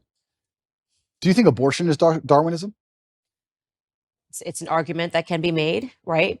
Killing off your own offspring, it means that you're not putting your offspring into these society. People with the sign, yeah, I killed 10 of my kids. Isn't that, I mean, it's evil, it's satanic, it shouldn't happen. I'm not saying that it's a good thing. I'm just asking, is there a Darwinistic element to all of this? That when I look at that the earth will be populated with conservatives because their ideas. I mean, my husband always says the left is a death cult. If you look at all of their ideas, they lead to death, right? You can't procreate. You're killing off your own offspring. Every single one of their ideas leads to death and destruction. It's unbelievable. So in the end, you'd have to have the perspective that conservatives win naturally because we're talking about if we own the culture. Yeah. But we don't. So what they're doing is they're using the culture to psyop enough young children who are not living a traditionalistic life, or like you're saying, or not having a strong family, nuclear family to keep them against the slave programming. And they're using them to create the new generation of death cultists to continue to keep humanity under attack. But I don't know. I really struggle. As a person, I try my very best to, my father had a saying, which I use, I allow manipulation to find out where my enemy wants me to go, and then I use my mind to break the trap and punish the perpetrator. And the reason he said that was because if you don't allow them to manipulate you, you don't know exactly where they want you to go. If they try to manipulate you and you absolutely not resist, you might end up taking another path towards the same destinations. You should allow them to manipulate you. Watch the slave programming, watch the propaganda, watch all of it. Find out what you want, then what they want you to believe, and then you can use your mind to instantly break the trap. I did it in COVID. And when I first watched COVID, when I watched the Italian hospitals and people falling over in China, at the very, very beginning of it, I sat there and thought, what do they want me to believe? They want me to be scared of this disease. They want me to be afraid. No, I'm not going to be afraid. So if I'm not afraid, what's the answer? Well, the answer is to go to which country? Sweden's open. Nobody talks about the fact that Sweden was open the whole time, never closed ever. I mean, interesting, we're in nightclubs the entire time people were locked in their houses. Nobody talks about this. It's like no one mentions it anymore. But you have to use your mind to break the trap. And I feel like I've tried to allow my mind to be psyoped into this transgender stuff or this abortion stuff. And even I can't even pretend to buy into it. I can't see how you can reach that level of delusion. And that's where I say, maybe it must be Darwinism, because maybe even with all of my mental capacity, I can't even pretend to be stupid enough to want to go and chop my genitalia off to then imitate a woman, poorly imitate a woman for the rest of my human years. That literally sounds like a form of torture. That sounds like one of the worst existences ever. I feel sorry for anyone who's fallen for that, because they're never going to be what they want to be, ever. It's just like the worst possible existence. I just can't think of anything possibly worse. And I don't know, maybe there's a Darwinistic element to all of these things. If we can just control the culture and make sure that no future children are psyoped into the death cult, maybe it should all fall apart, because people who truly are that susceptible. Me and my brother have a joke in the house. There's flies and mosquitoes in the house sometimes. Every time one of us kills a fly, we say, you've improved the gene pool, because the slow one got killed. The fast one, he doesn't get killed. So the fast one's going to be here forever. I want to think about that every time I kill a fly. Every time you kill a fly, you're helping them get quicker. If we didn't kill flies all these millions of years, they would never be so elusive. I don't know. Maybe there's a Darwinistic element. Maybe I'm just trying to feel better about it. Yeah, maybe they're so evil they've decided we're going to kill off all of the people that are stupid. I don't know. And then we'll be left with just strong, independent. But then they can't control the strong, independent people. So then you got a bit of a problem there. I've got another question for you. How polarized do you think the world is? Do you think there's 2 teams? Do you think the globalists control everything? Do you think there's 3 or 4 teams? What do you think about that? I think it's probably now divided into 2 teams. Yeah. Because now you have to find more in common. It's like, how crazy are you? We may have been divided into 4, 5, 6, but now it's like, do you believe that children should chop their off, right? Or yes or no. Circle yes or no. Yeah. Right? That's where we're at, because you have to be so far deluded to believe this. And if you're just in some realm of sanity, we probably have enough in common that we should fight together, right? Just because like they're going after the kids now. It's like, and I think that is really where we got divided into 2 categories, where it's like you're either pro going after the children or you're against going after the children. And it's remarkable how many people are pro letting them go after the children. It's kind of scary, but that's where we're at. I think it's now pretty much 2 camps. It used to be more. I think so also. And then within you, obviously, there's little battles, and to me, they're meaningless. Yep. I think maybe I'm saying that because I'm a mom, and now so there's nothing more important to me than protecting children and worrying about what my children are going to face. I'm going to be the crazy mom when my kids are at school. I will be there every single day, looking over every assignment. Amazing. Leaning fully into the feminine role Amazing. of like, yeah. So I do think now it's come down to 2 camps. It's crazy and not crazy. I wonder what the future of the world is, Candace. I feel like I know everything and I talk like I know everything, but I'm actually starting to think things are getting... Your dad might have had an idea. Yeah, I wish he was still around, but things are starting to get very, very strange. And yeah, and I guess also when we're talking about my libertarianism versus conservatism, I would never allow my child to be aborted, ever. I do think it's heinous and disgusting, but I will be honest with you. When I see people trying that hard to kill their kids, I'm kind of like, I'm not gonna lie. Maybe that's the libertarianism in me. Maybe, I don't know, but I'm just like, there's got to be a Darwinistic element to some of these things. I don't think they should happen. I would love to stop them all. I believe that all life is precious. I think it's heinous. I don't think that anyone should chop off any of their body parts either.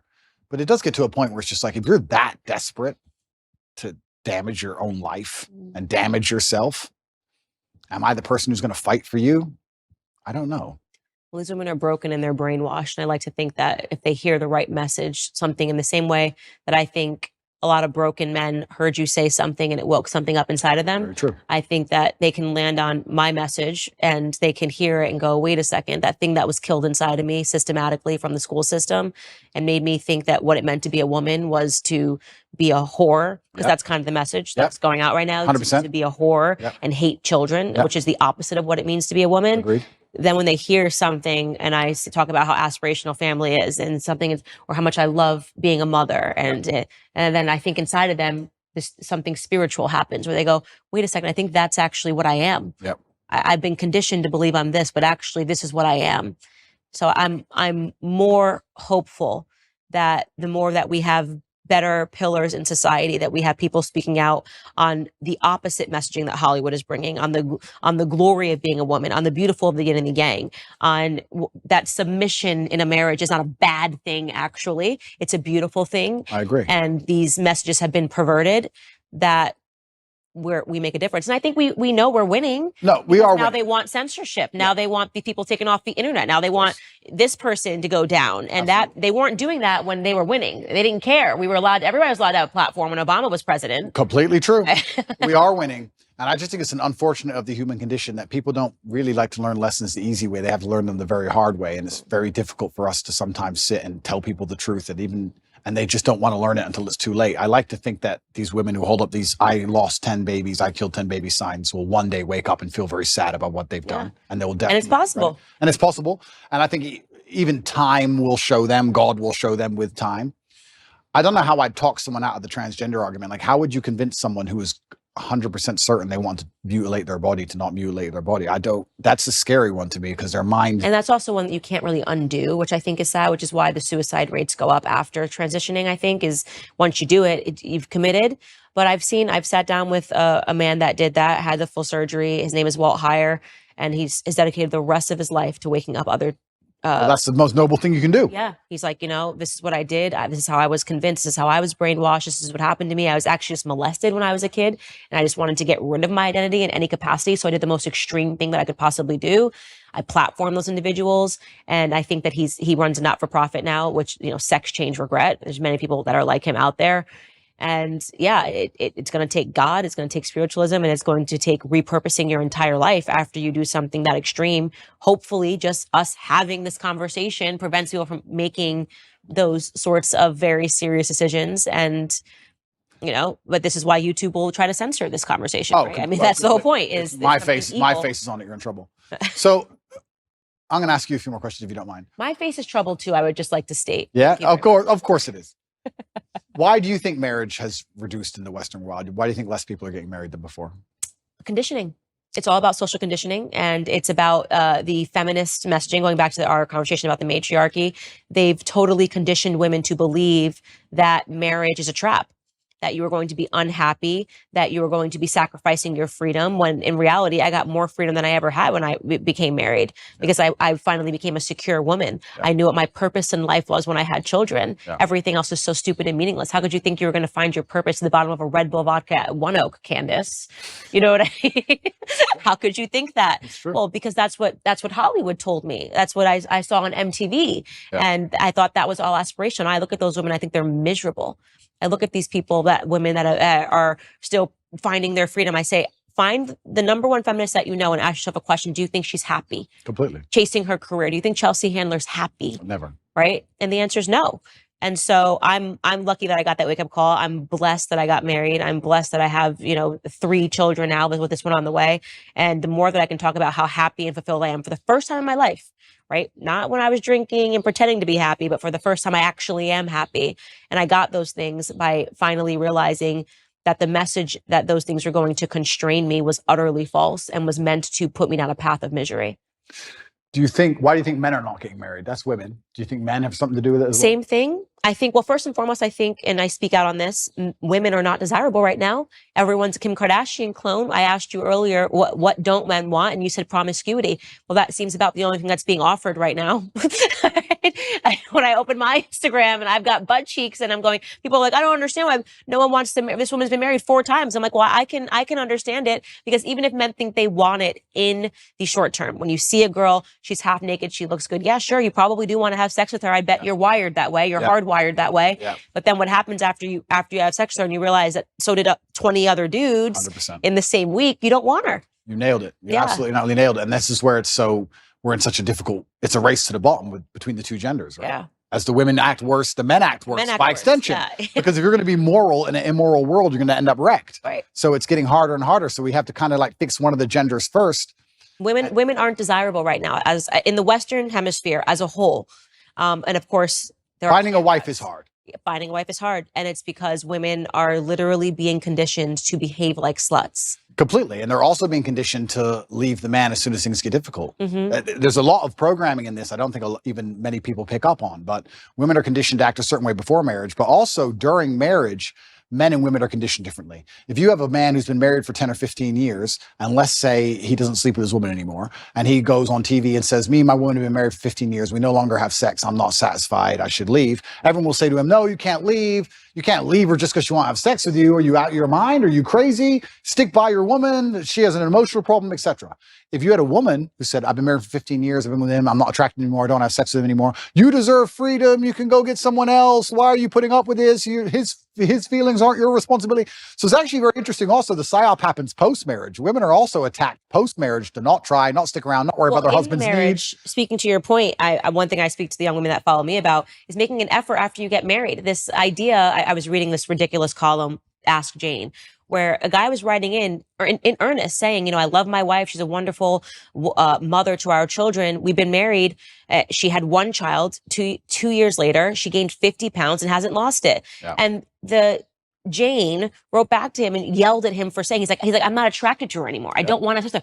Just yelled at him for even saying this. And I'm going, no, why are you yelling at him for being honest? The idea that marriage is a finish line is problematic. Yep. That, oh, well, I got the guy. I pretended that I like to work out and go to the gym. And now that I've got him, I'm going to gain 200 pounds and he's just stuck with me. Yeah. That is a poisonous mentality. You should make an effort for your husband. That's part of marriage is caring about each other, caring about each other's health. Health is wealth. So it's even that is toxicity to say to a woman, to say to a man, you just have to like her anyways. If she's 300 pounds and doesn't care anymore and sits on the couch all day, that's not what marriage is really about. Completely agree. And I think everything in life is rented. I don't think anything is ever owned. I think that your health is rented and you have to pay the rent every day. And your marriage is rented and you have to work on your marriage every day. And your business is rented and everything you have is rented. I think the idea that even owning anything or anything as a finish line is wrong. Right. You don't just start a company and go, okay, I'm rich now. No, you got to work on that company every day. It's rented. You don't just get in shape and go, I'm in shape now. It's done. No, absolutely everything's the same. And a relationship is exactly the same. And I completely agree with you. I think that the breakdown of the nuclear family and the breakdown of marriage in the West is actually one of the ills and one of the big problems with it. I am not married myself, so I'm not being completely, I don't want to come across as hypocritical, but I do think that is actually a fast way to a degree to solve a lot of problems in society. I do think, though, in the current setup of society, I think the reason a lot of men are also rejecting marriage is, one, because there's not many wives to find, but two, I think a lot of men find themselves very unhappy in marriage because the women have no interest at all in satisfying them. Like you said, there are no interest at all in their needs. And they end up scared of divorcing her because they're going to be bankrupt in a marriage where they don't feel respected.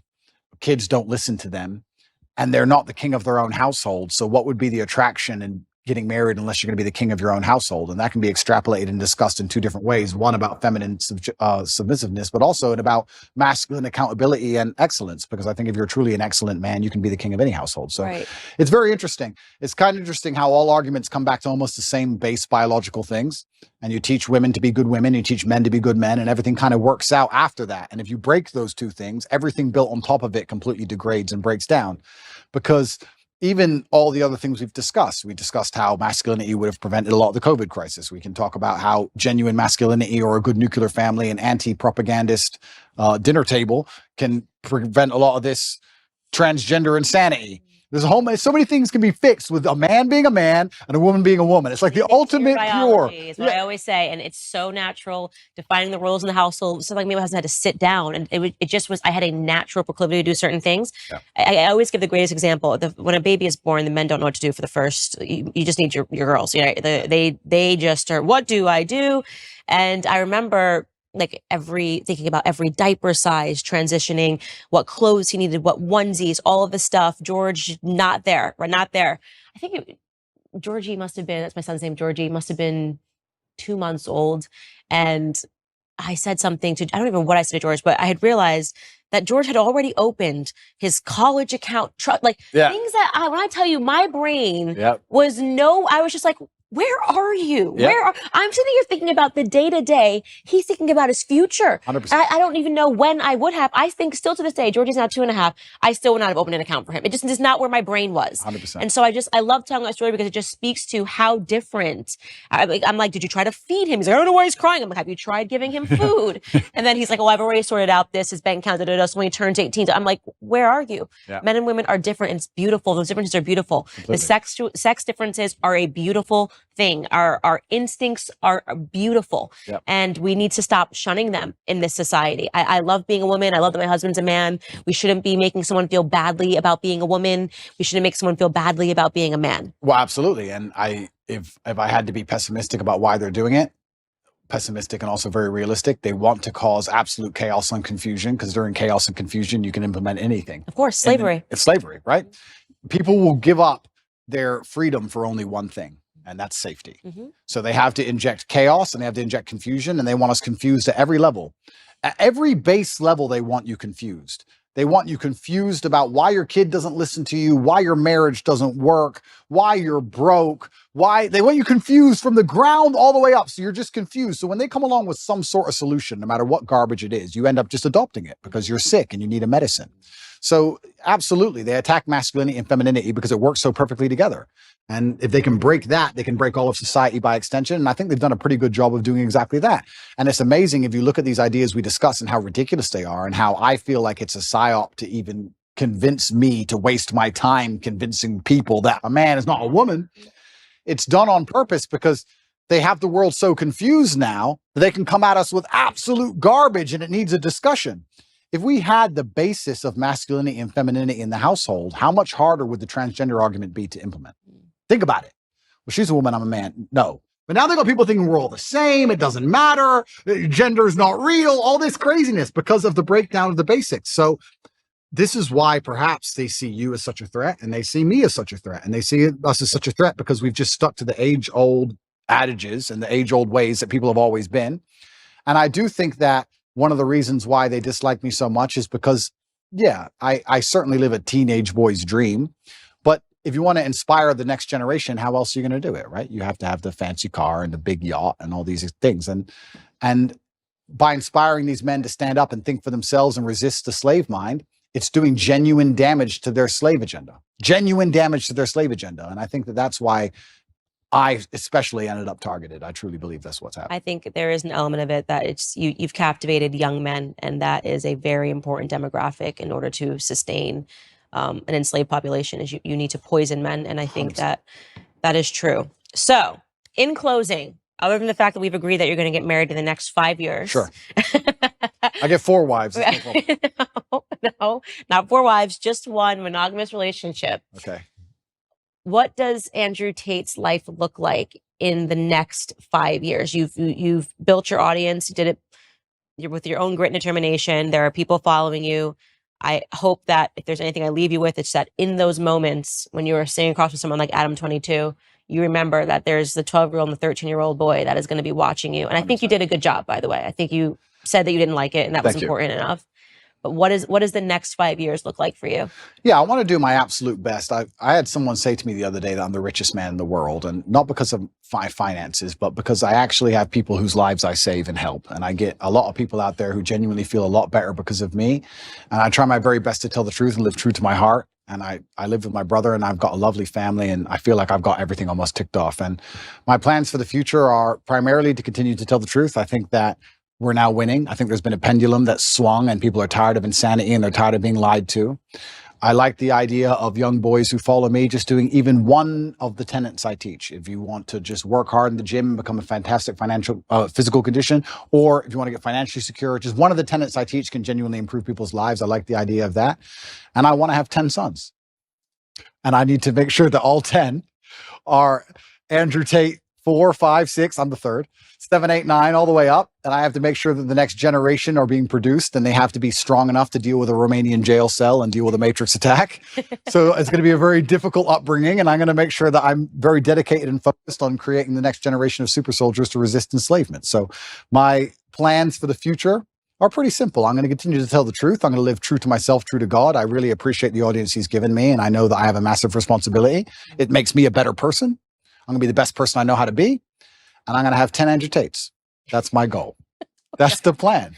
Well, you heard it here first, ladies and gentlemen. If you thought one Andrew Tate was bad, you've got 10 more coming at you in the near future. Andrew, thank you so much for taking all of this time. Such a good conversation. Thank you.